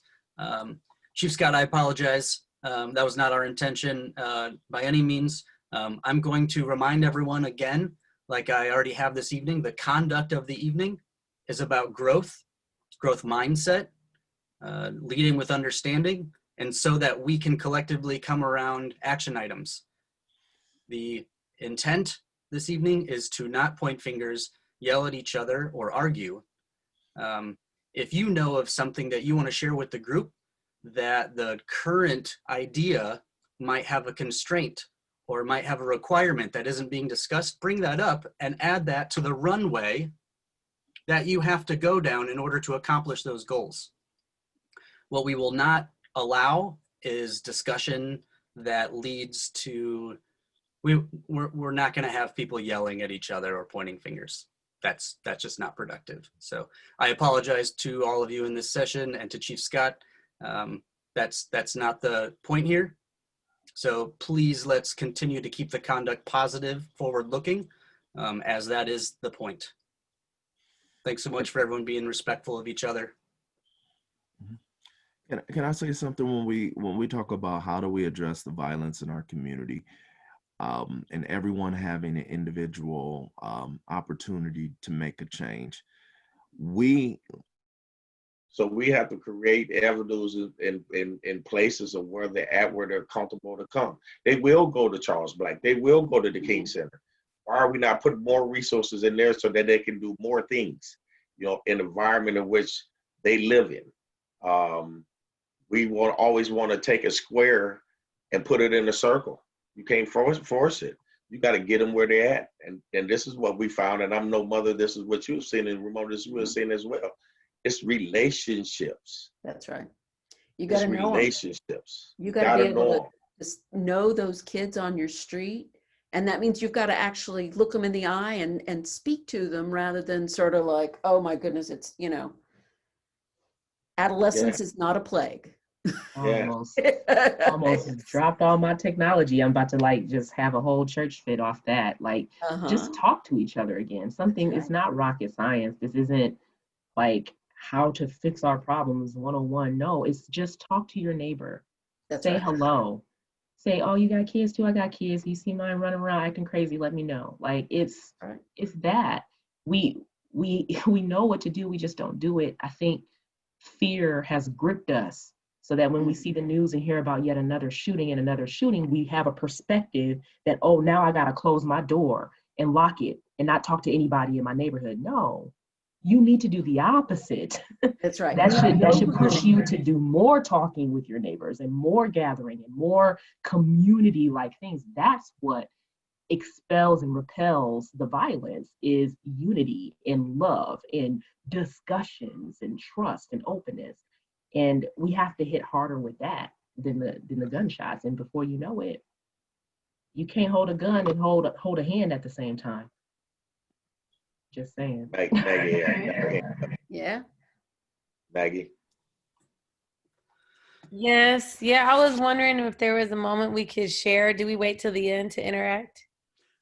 We're going to go ahead and jump into the breakout rooms here in just a couple seconds. Wanted to say that and then let everyone have a chance to wrap up. And then we're all going to get sent out into small groups so that, individual people can have a chance to discuss and chat with amongst each other. Any last parting thoughts, talking points from the panelists? There's good discussion here, and I jumped over. I apologize. I jumped down to jump over the other one and see how that's going. Impassioned conversation as well. So I guess I'll just go ahead, Isaac. I was just going to say the last thing is that we got to support our neighborhood associations. They are the foundation of our neighborhoods. We need to get wash captains in each neighborhood. And our neighborhood associations should travel and meet other neighborhood associations. Yeah. You know, we can't tell these other guys to leave from the southeast side and meet with the guys on the west side that they don't want to talk to in our neighborhood association are not leading by example. So we should travel 2 or 3 times a month to different neighborhood association meetings. Yep. I'm so glad to hear you say that. And some of these obvious things I feel like I heard Ramona talking about, it just makes sense. And it's just kind of that, well, let's just do that. Yeah. Yeah. There's no reason we shouldn't. Yes. All right. We might get pushed and pulled here a minute, but we'll all go into our smaller rooms now. All righty. Be ready.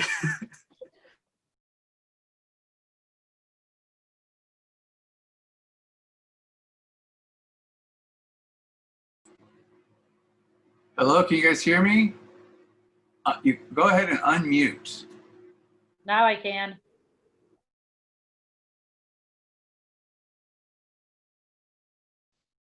Uh-oh, we're going to another breakout room.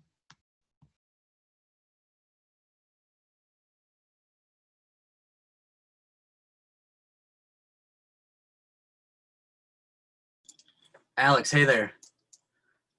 I'm going to throw you into a room. All right, appreciate it. Awesome.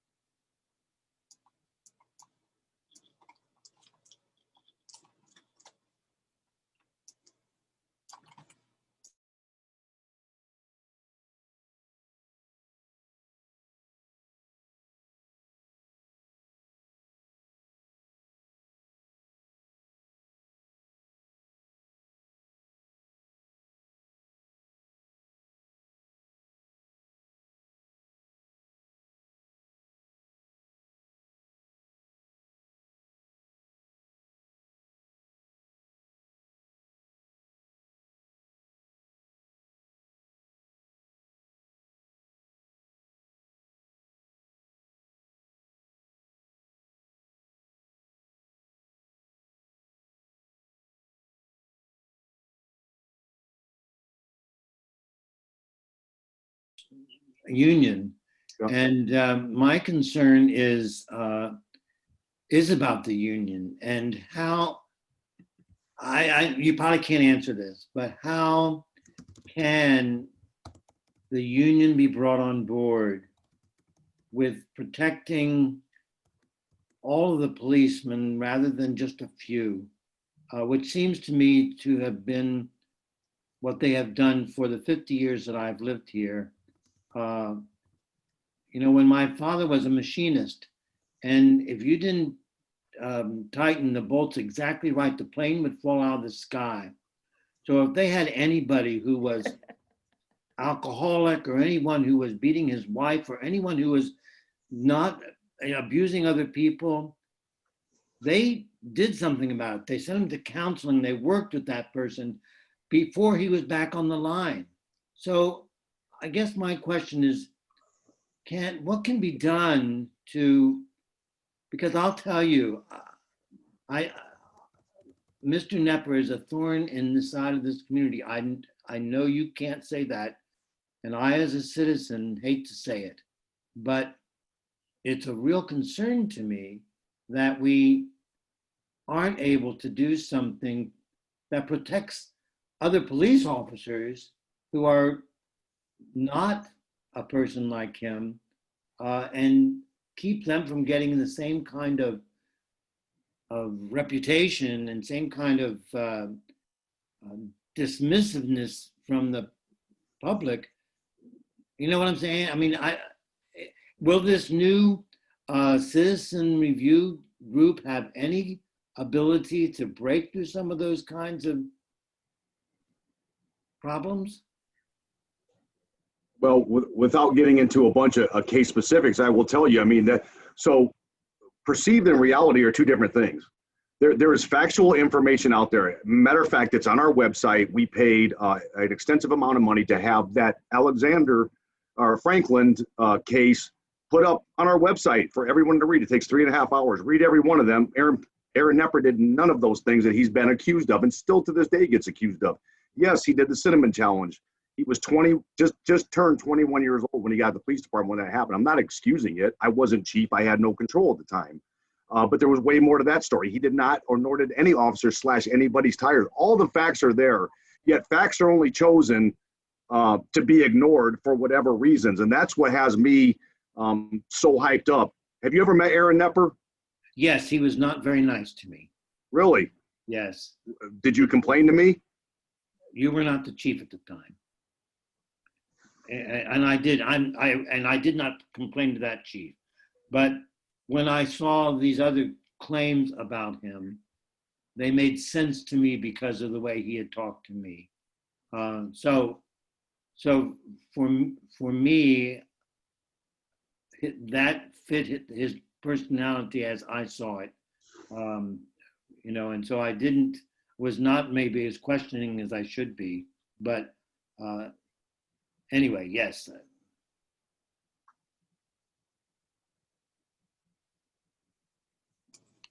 No, I mean, this is honestly just goes on with Conrad, what you had said and what Igor had said earlier. Look, I can't comment on personnel issues. Everybody knows that. Regardless, the facts are there. If anybody reads, whether the facts are out there in the Stevens case, the facts are out there in the Franklin case, and the facts are out there literally in the 7-Eleven incident. So I don't know why people keep saying this, and it just happens to be a mantra that keeps being put out again and again and again. With that being said, Aaron Nepper hasn't been on the street for over 2 years. So yet here we go still with this false narrative being put out there. And lastly, as Pastor Lee said in the very beginning, if you would have seen how those officers did their job Saturday, and I was in the mix of them, in the mix of all these things, beyond commendable. And yet we get thrashed all the time. There's been 108 people criminally shot in South Bend this year. South Bend police did not shoot any of them. Now, this isn't making excuses or anything else. Do we play a part in this? Absolutely we do.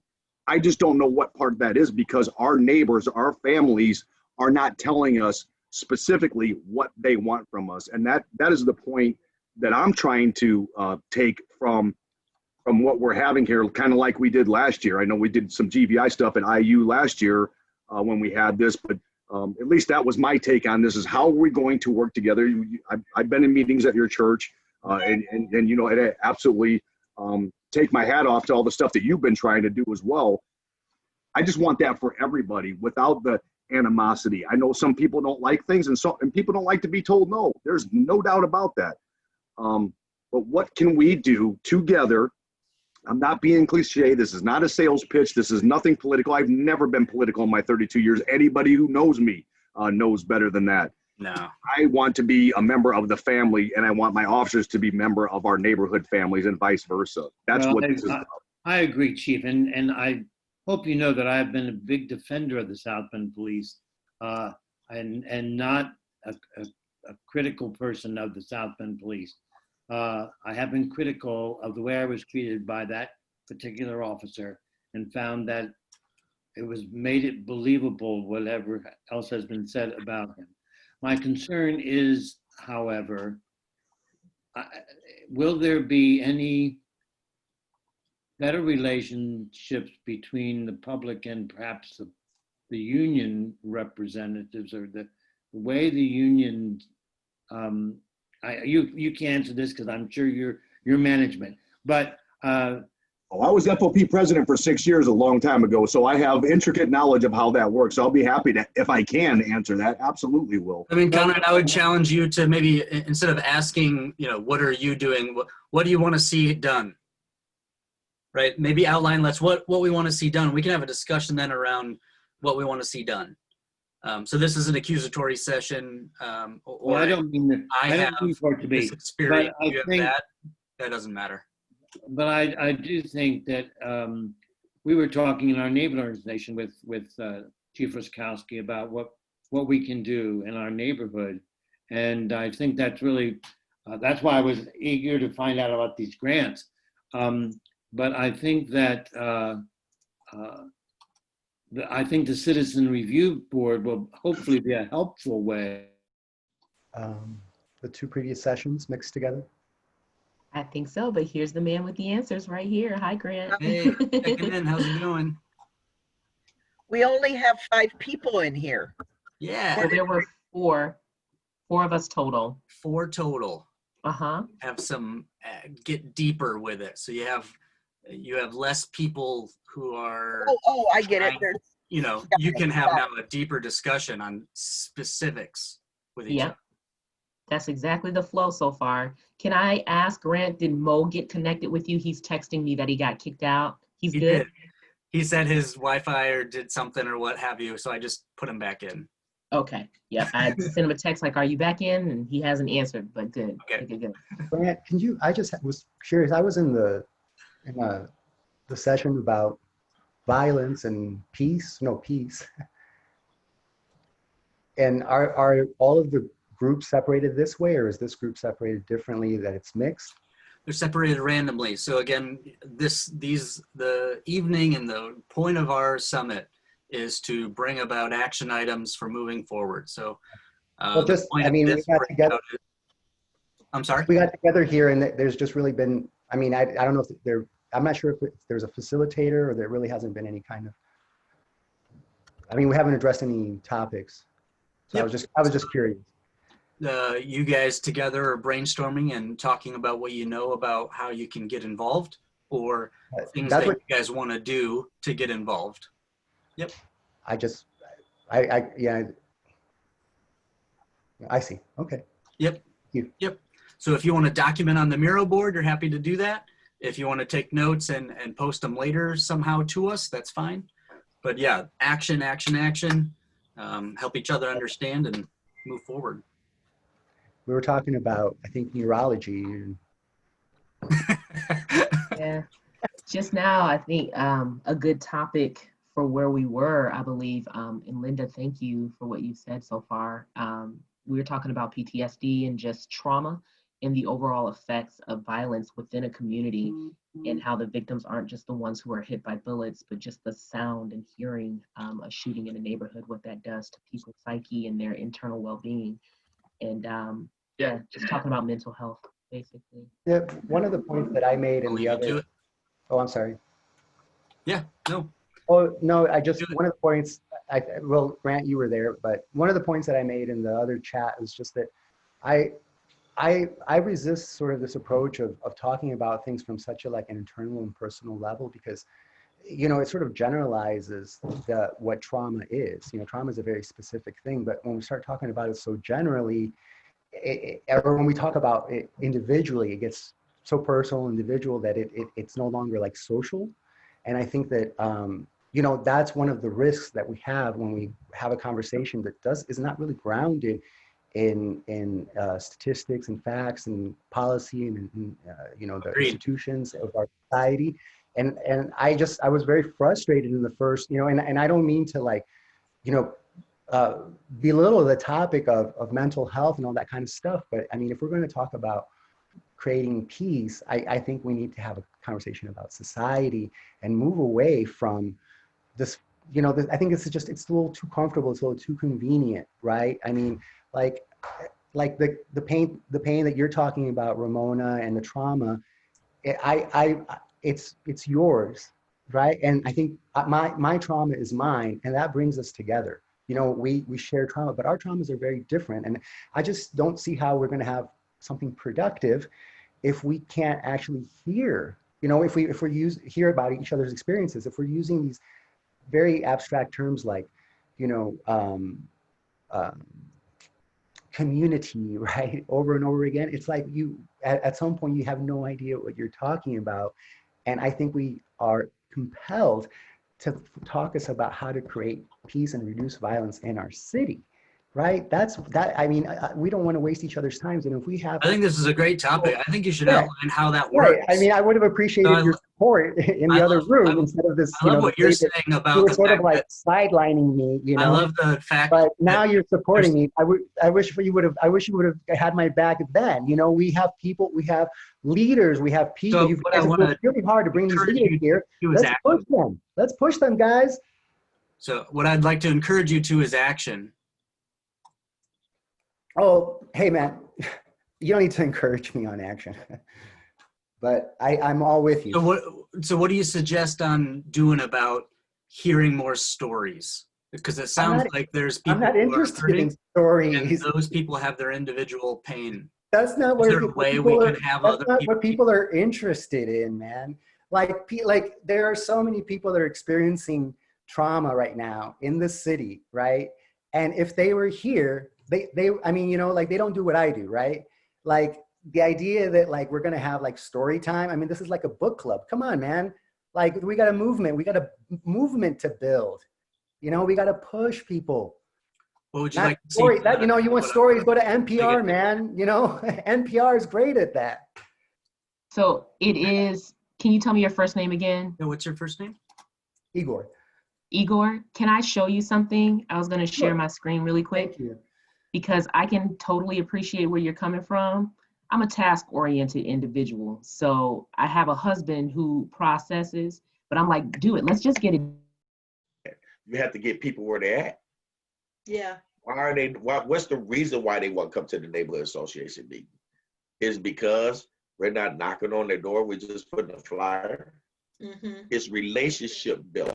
You know, even though we have a cookouts and all that type of stuff, the intentional phone. Hey, the kids or the parents said they wanted. And so, yeah, we're good. So it's just interesting. I think when we do our strengths and our some of our weaker areas, assessments are really important. Programming for the people by the people. And so what the South Bend Alive grant did was it allowed us to create grant dollars from $5,000 to $25,000 to empower people to come up with projects, programs, and events to Opinion by some that people who rent are less than. I mean, I hear it from my own family, like, oh, well, you know, Amanda, why don't you buy a house? Well, because I don't want to. Like, why would I buy a house when I don't have the responsibility of homeownership? And I, you know, like, why would I do that? And so while the police department is not perfect, he certainly is willing to listen, and he's reaching out for help. I think that's one way that can bridge the gap between community and police. Sorry, That's good, Solomon. Thank you. I have just comments and nothing negatory. The police rank very high with me. They run in my family, so You're doing good. Negative. Question on the events.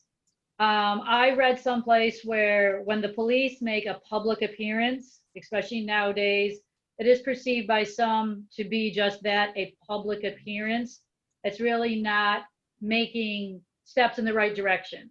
Now, I don't feel that way, but I know there is a. Like, oh, I think we're. You guys doing good? We're doing all right. Yeah, we wonder how long we've had in this.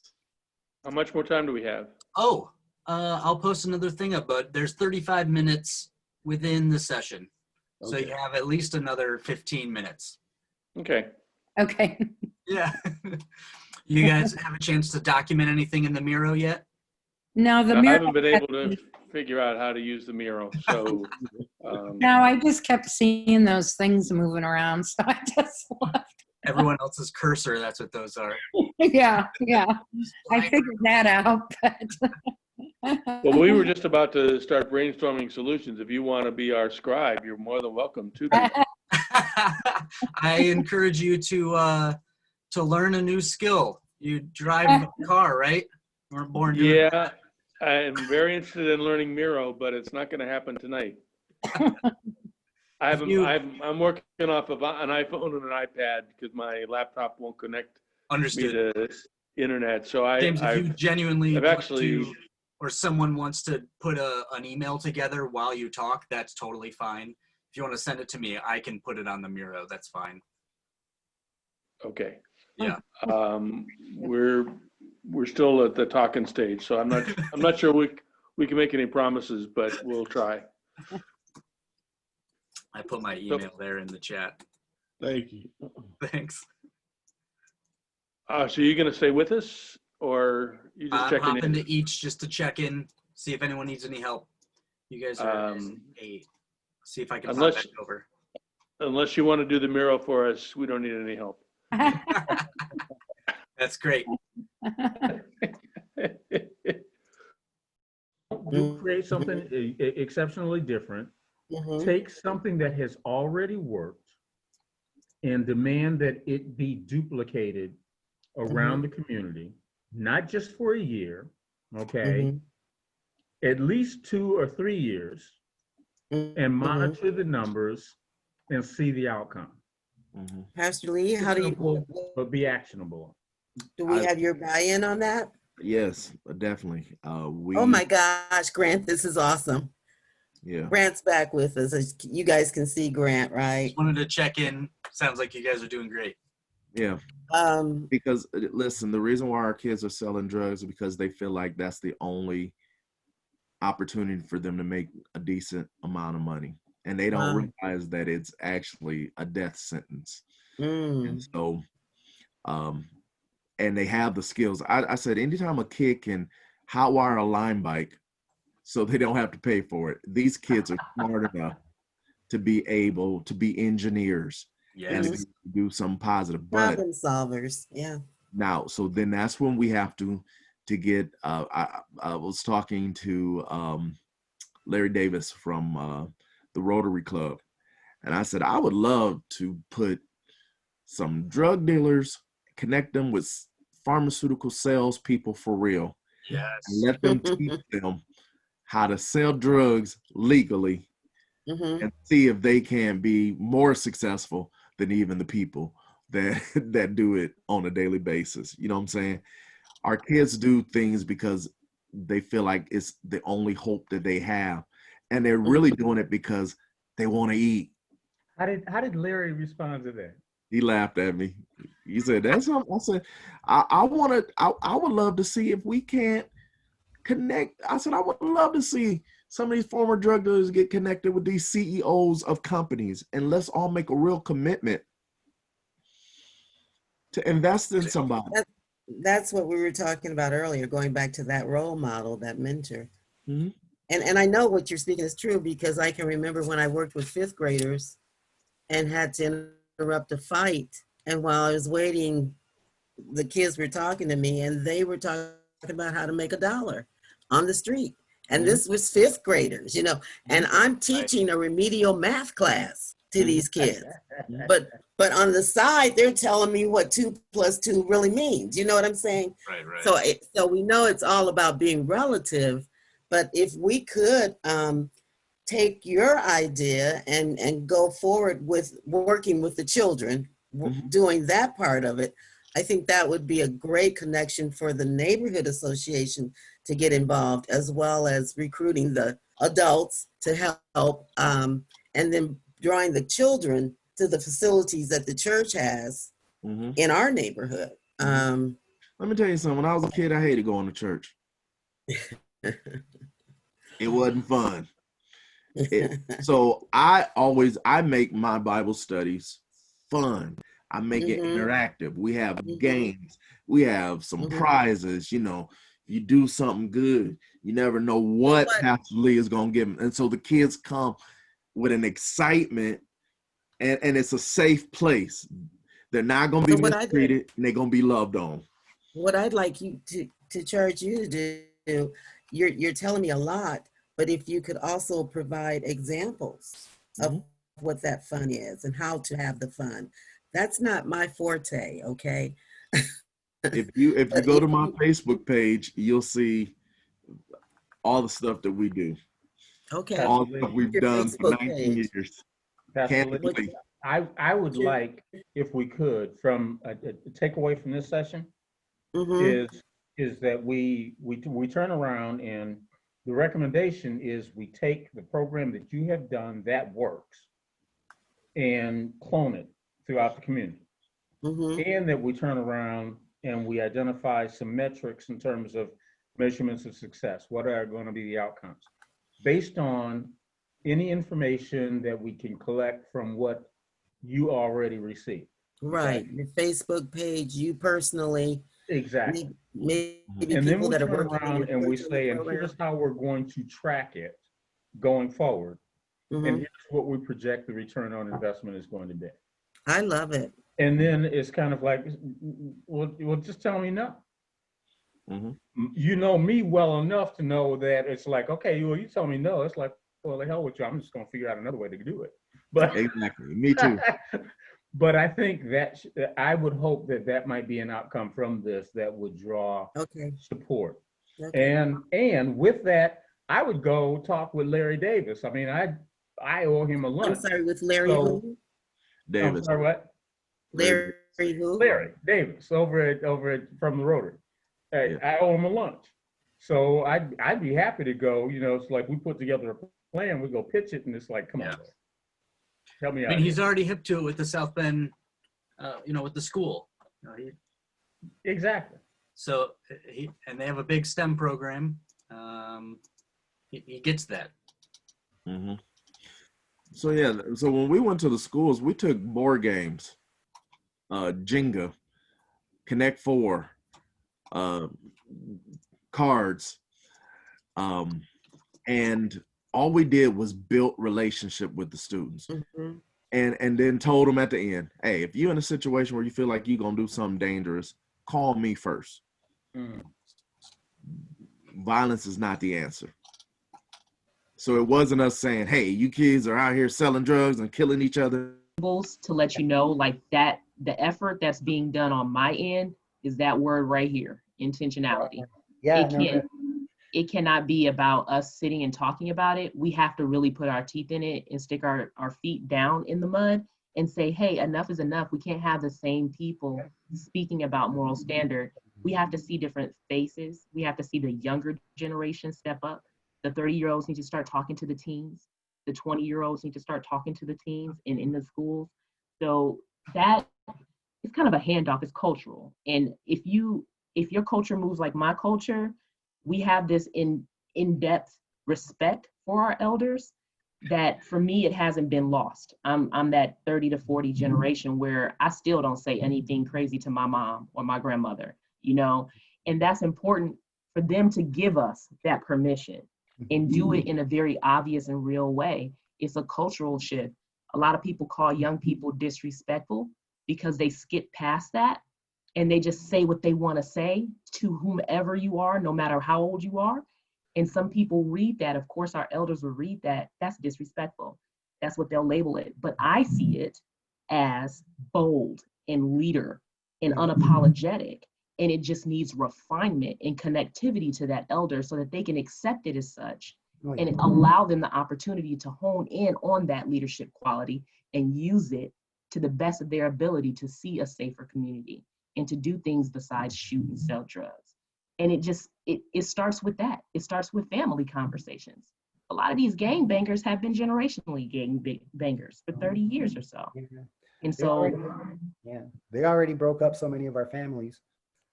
Yeah, man.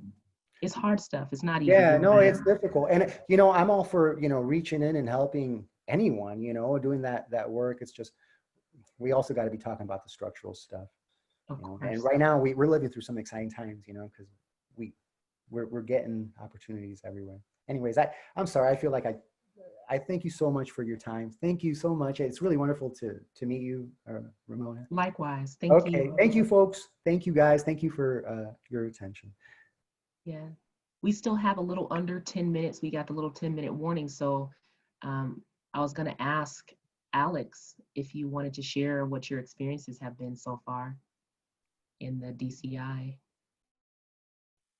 Well, so far, I'm very impressed by the individuals I've met in South Bend who are really passionate about making a difference. And the engagement and economic empowerment team I'm on is made up of individuals who are really invested in the neighborhoods, and I've learned like so much. It's cool to move to a new place and have my job be to get to know the neighborhoods. And this topic is huge. I mean, like my impression moving to South Bend has been that violence is like the topic, you know.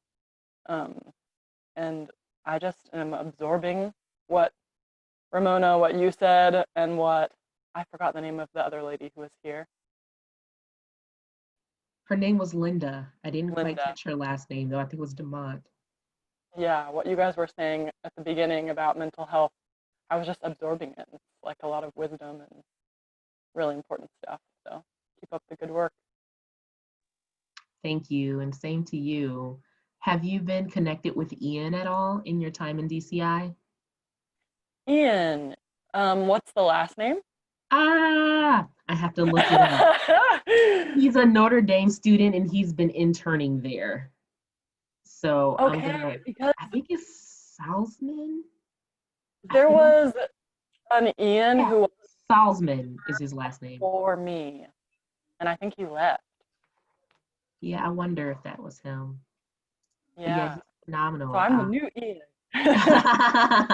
Well, awesome. Glad to meet you. And I'm up on the 14th floor occasionally, although my office isn't up in the office of the mayor.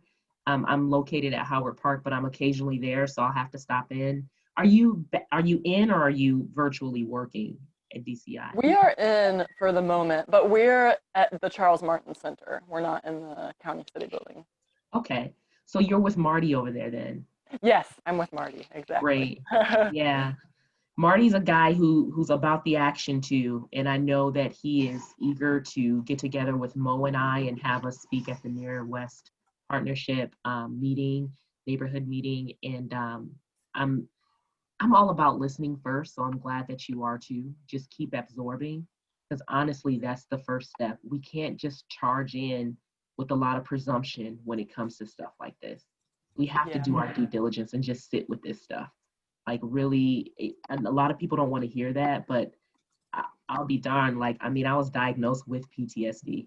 I get it on several levels, like trauma on every level, from childhood to working with kids with trauma to being diagnosed with it myself and working through my own healing journey. That's honestly the first step, is to understand where we are with it all first. And then as you absorb the realness of how you're taking it, then you can start building up the tools in how to approach it in other people and within your community. So you're in it. You're in it. Welcome to South Bend. We're not just crime ridden, not at all. No, of course not. Filled with peaceful, positive people with a heart to work and a heart to love. And it's my home, and there's no place like it. So enjoy. Awesome. Thank you, Ramona. That means a lot. Thank you. So we are here for action items. Are we down to about the 5-minute mark? Yeah.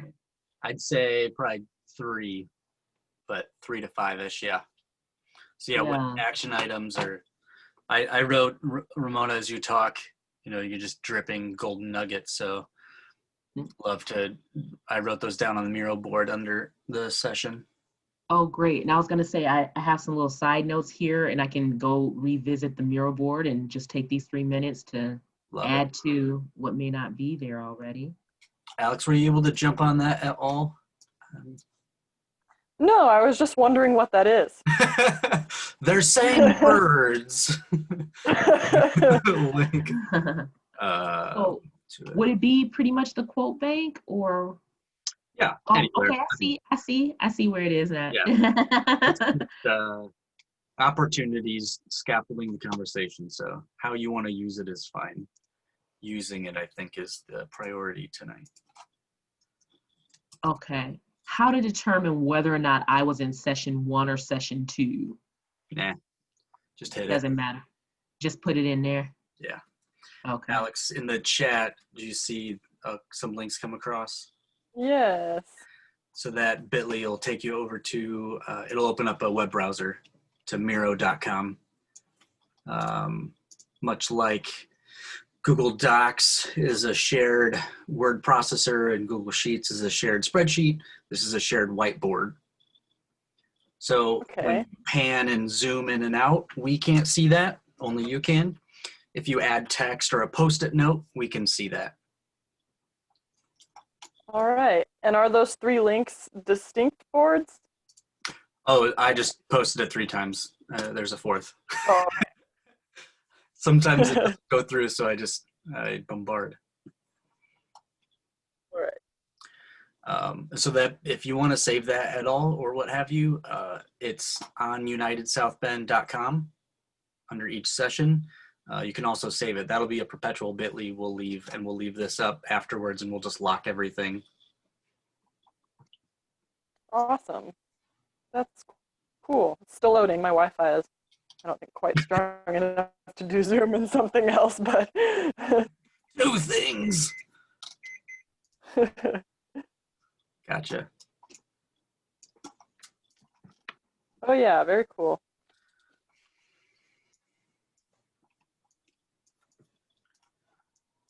So Ramona, I don't know if Bill and I mentioned it, but and Alex, I'm not excluding you. You're good. Afterwards, we're doing some roundtables. So based on the topics this week, and then what comes out of, we'll then host roundtables to take those action items and that listing, and then put the rest of the SMART goal variables attached to them. So now that you have a description and title, who's going to do it, and that list, and then what's the time frame around it. Okay. So Great. the rest of the SMART goals individually. Yeah, I think I want to state the obvious here in saying that Brother Igor there has a little bit of a little tension. I apologize on Igor. No, it's okay. I don't think an apology is necessary. I think I just wanted to state the obvious and say I'm appreciative of anyone who did just come on and wanted to engage. Right. I'm so sarcastic. I was gonna say maybe you should just make it a prerequisite not to drink before you jump on the virtual summit. It may be a little bit too much truth serum, but it's okay. You know, I'm good with it. Like that's what a community is. It's filled with all kinds of people with all kinds of spaces that they're in and opinions that they have. But I just wanted to say, like, I thought that I thought that he kind of abruptly left, and I think wasn't the intent for people to hang in there because we lost Linda as well. So it's just down to me and Alex. So that was the intent. I can boot you into another room if you'd like.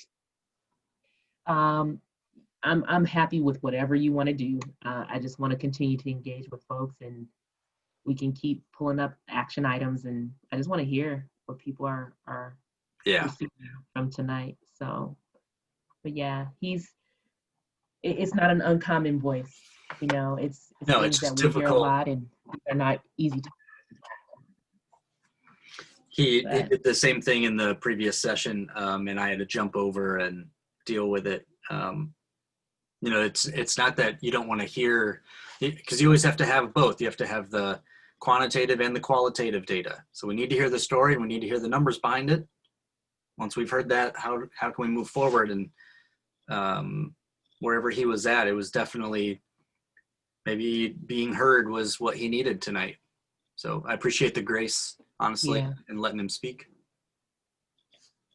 Oh yeah, she was so gracious, so much. I finally had to get out.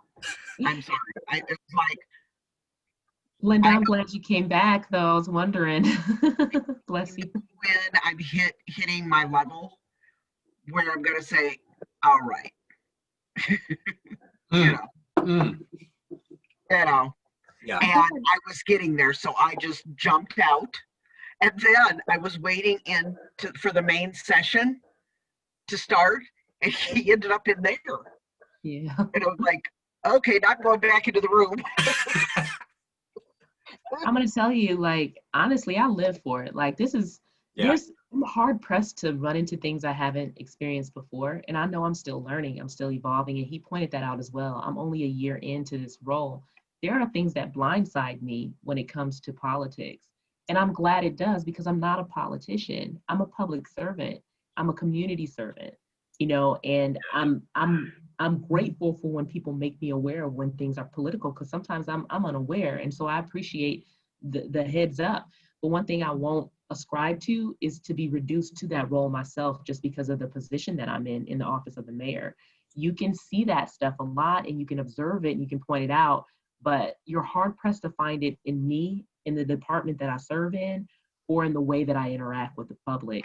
And that's a goal of mine. It's a personal mission of mine. It's to not politicize people. My role is to serve people and to keep them safe, you know, and to keep them informed, which is part of keeping you safe. So whenever I can bring information, create space for good dialogue, all of that is what I'm about. And so you're gonna get some yellers and some people who feeling it and drinking and smoking, trying to handle it, and I'm here for it. That's what community is. We're gonna get a hodgepodge of stuff. You were very, very diplomatic. So for someone who's not a politician, you handled yourself just like one. So kudos. I'll take it as a compliment in this context. that would be very, that would, for me to back out, it's like, okay. Yeah. Linda doesn't back out on that. I mean, she leans No. into conversations like that. Yeah. But I also know when to pick your battles. I was gonna say, I applaud your wisdom in knowing when you needed to extract yourself from it, because I'm very much the same. I will become silent Sandy in a minute when I know my words don't benefit what's happening in a certain context. My Like emotions are going to take over for my logic. And I was at that point. The difficulty I have is he was painting with a very wide brush. And his experiences are not my experiences. So don't discount my story because it's not yours. Right. Don't think that it's not relevant to me because it's not yours. I've had plenty of individuals that have been victims of violence that are dear friends of mine. And in one case, it was a 19-year-old that was bludgeoned to death with a clawfoot hammer for trying to save another person. And so don't discount my pain and my stories. I'm so sorry, Linda. Linda, that's the stuff, like, seriously, when I say it, I don't mean it flippantly, nor do I mean it in a general, I dare to say, like, some people do use trauma, PTSD, terms like that, although it's as though it's a fad, like there's a whole wave of mental health awareness. It's vital though. And if you've never had an experience with where your mind has been threatened to be gone and just not functioning well because your environment has pressed it into you, it's not just a conversation to be had, it's how you're living. Like, how's your quality of life? And we don't start there enough. A lot of times we jump straight into the action. Oh, we need to do something about that. I call that activism. We skip the thinking part, the feeling part, and we just hit the streets and we're marching. So that's why you see a lot of marching and a lot of protesting going on when things like a George Floyd happen. You know, it's like, we got to stop. We have.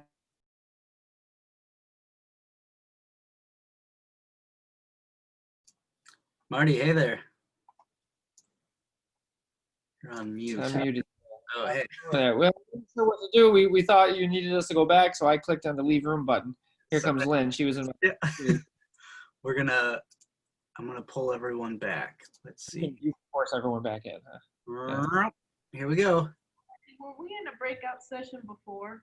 Bloop, bloop, bloop, bloop, bloop, bloop, bloop. It was just the topics, Lynn. It was just kind of the separate topics to open up those discussions.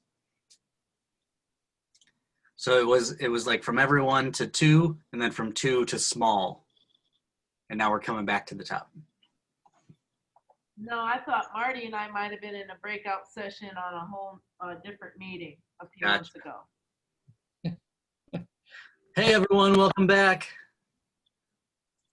We have some, we still have 38. That's a retention of like 99.9. Go us. All right. Well, thanks so much for everyone on the Grace. Bill, how did your sessions go? Big fun. It's good. Good stuff. Yep.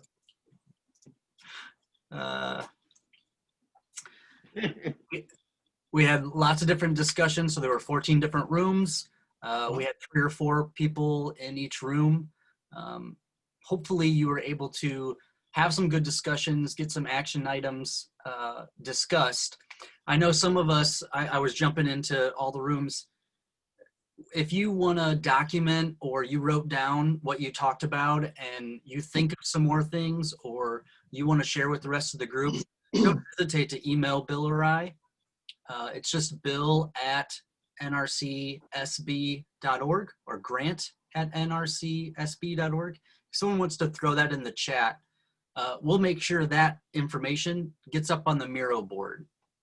What we're going to do there is then just share that back with everyone of what you discussed in your small groups. Someone want to write our emails over in the chat, or did Dylan, can you do that for me? It's grant@nrc.org, right? nrcsb.org, correct. Ah, all right, I got you then. Okay. Let's see. I put it in there, you know, you guys can see it. I typed it into the chat. Oh, yeah, you did. Love it. Thank you, Ramona. No problem. So let's do this. Let's finish up our evening with a couple of sharebacks. We'll do a recap and some reminders. So welcome back. Again, thanks everyone for being here this evening and spending it with us. We have a Patreon page. It's patreon.com/MoveSouthBend. It's kind of like a membership, monthly membership kind of thing. So if you want to support the NRC in the neighborhoods, our Patreon is at patreon.com/MoveSouthBend. And that allows you to be a part of what we're trying to do. More sessions like this that are digging into, that are diving into the conversation so that the action items can come out. That's what we're trying to accomplish. So if you want to join more of that, we have more of that there. Thank you to our sponsors again, South Bend Brew Works, PNC Bank, Near Northwest Neighborhood, and the SOAR. And then Holy Cross as well. Thanks, Dylan. Nice job on that. So we'd like to invite someone to come on stage and share a short nugget of the conversation you had or an action item that you felt really confident about, and just take it from that small group you were in and share it with the whole group. Who'd like to go?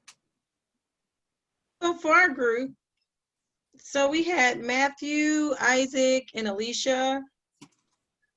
We kind of just talked about how do we help neighbors feel more empowered, and then that just kind of snowballed into a whole bunch of other stuff.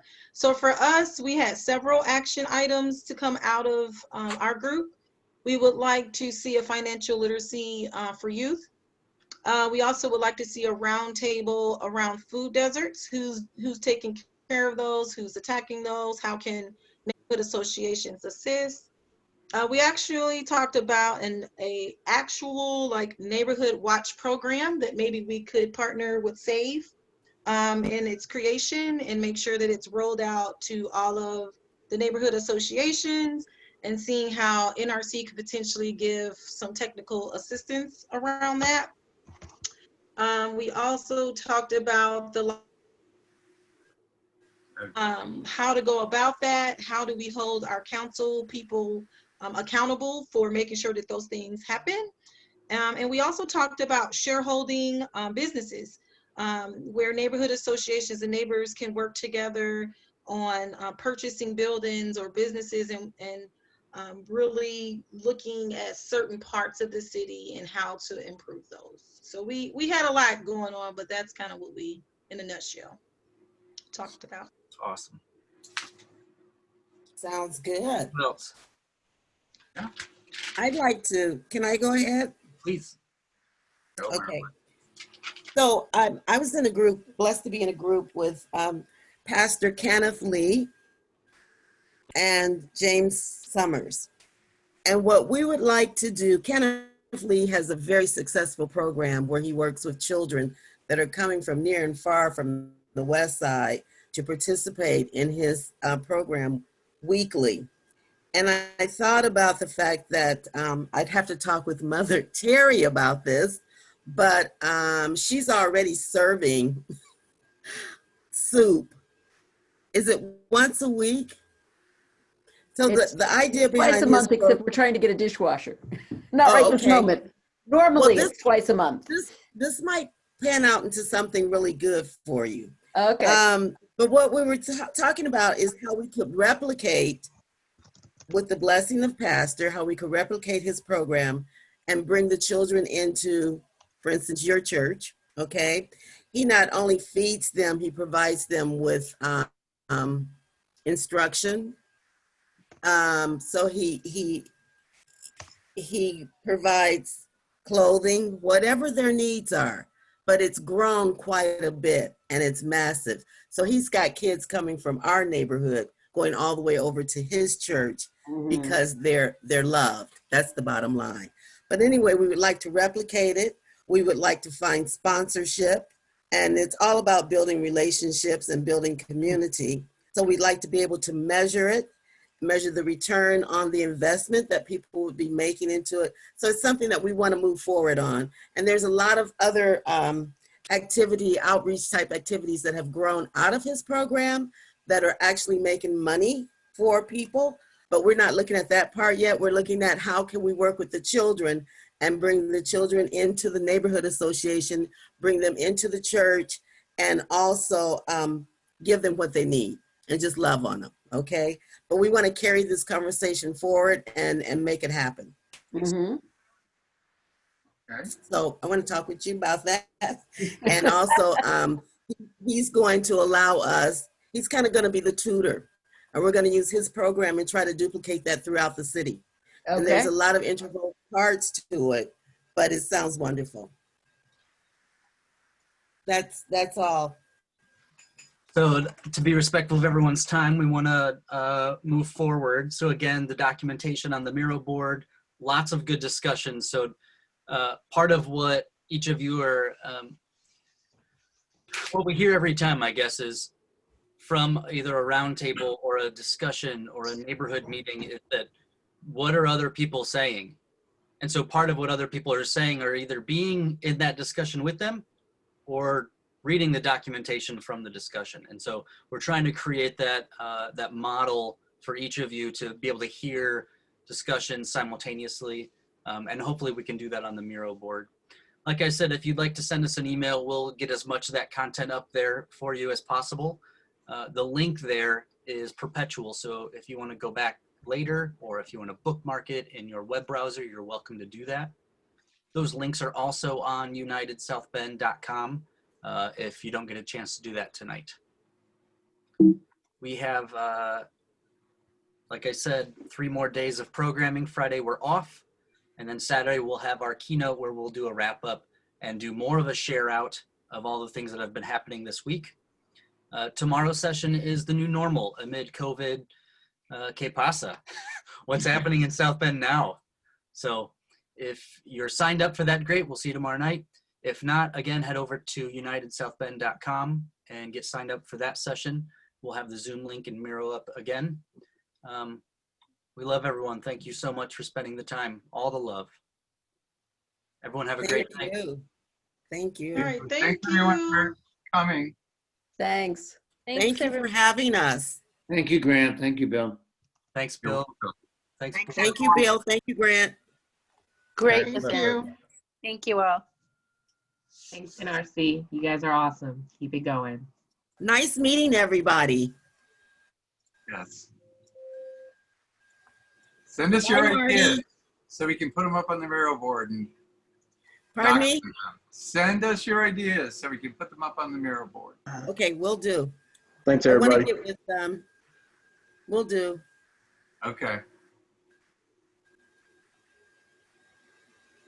I'm leaving the meeting. You was a mess. You got to do the after party. Right. Yeah. Glass of wine. So I don't mind staying on a couple minutes longer with anyone who wants to talk about formatting or wants to talk further about what needs to be happening each night. If you want to do it separately and you don't want to do it publicly, we understand. Just remember, these are being this session right now is being recorded. So, Chief Scott, again, I apologize and thank you for the grace in listening. I appreciate you.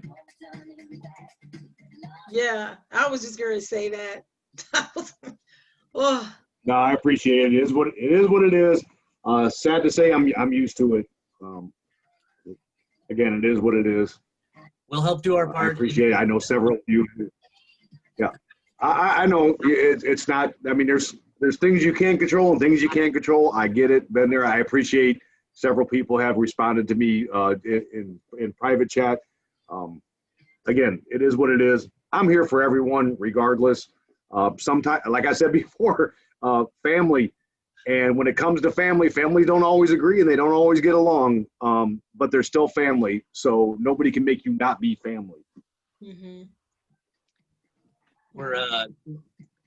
We're definitely going to be action oriented and continue to be action oriented.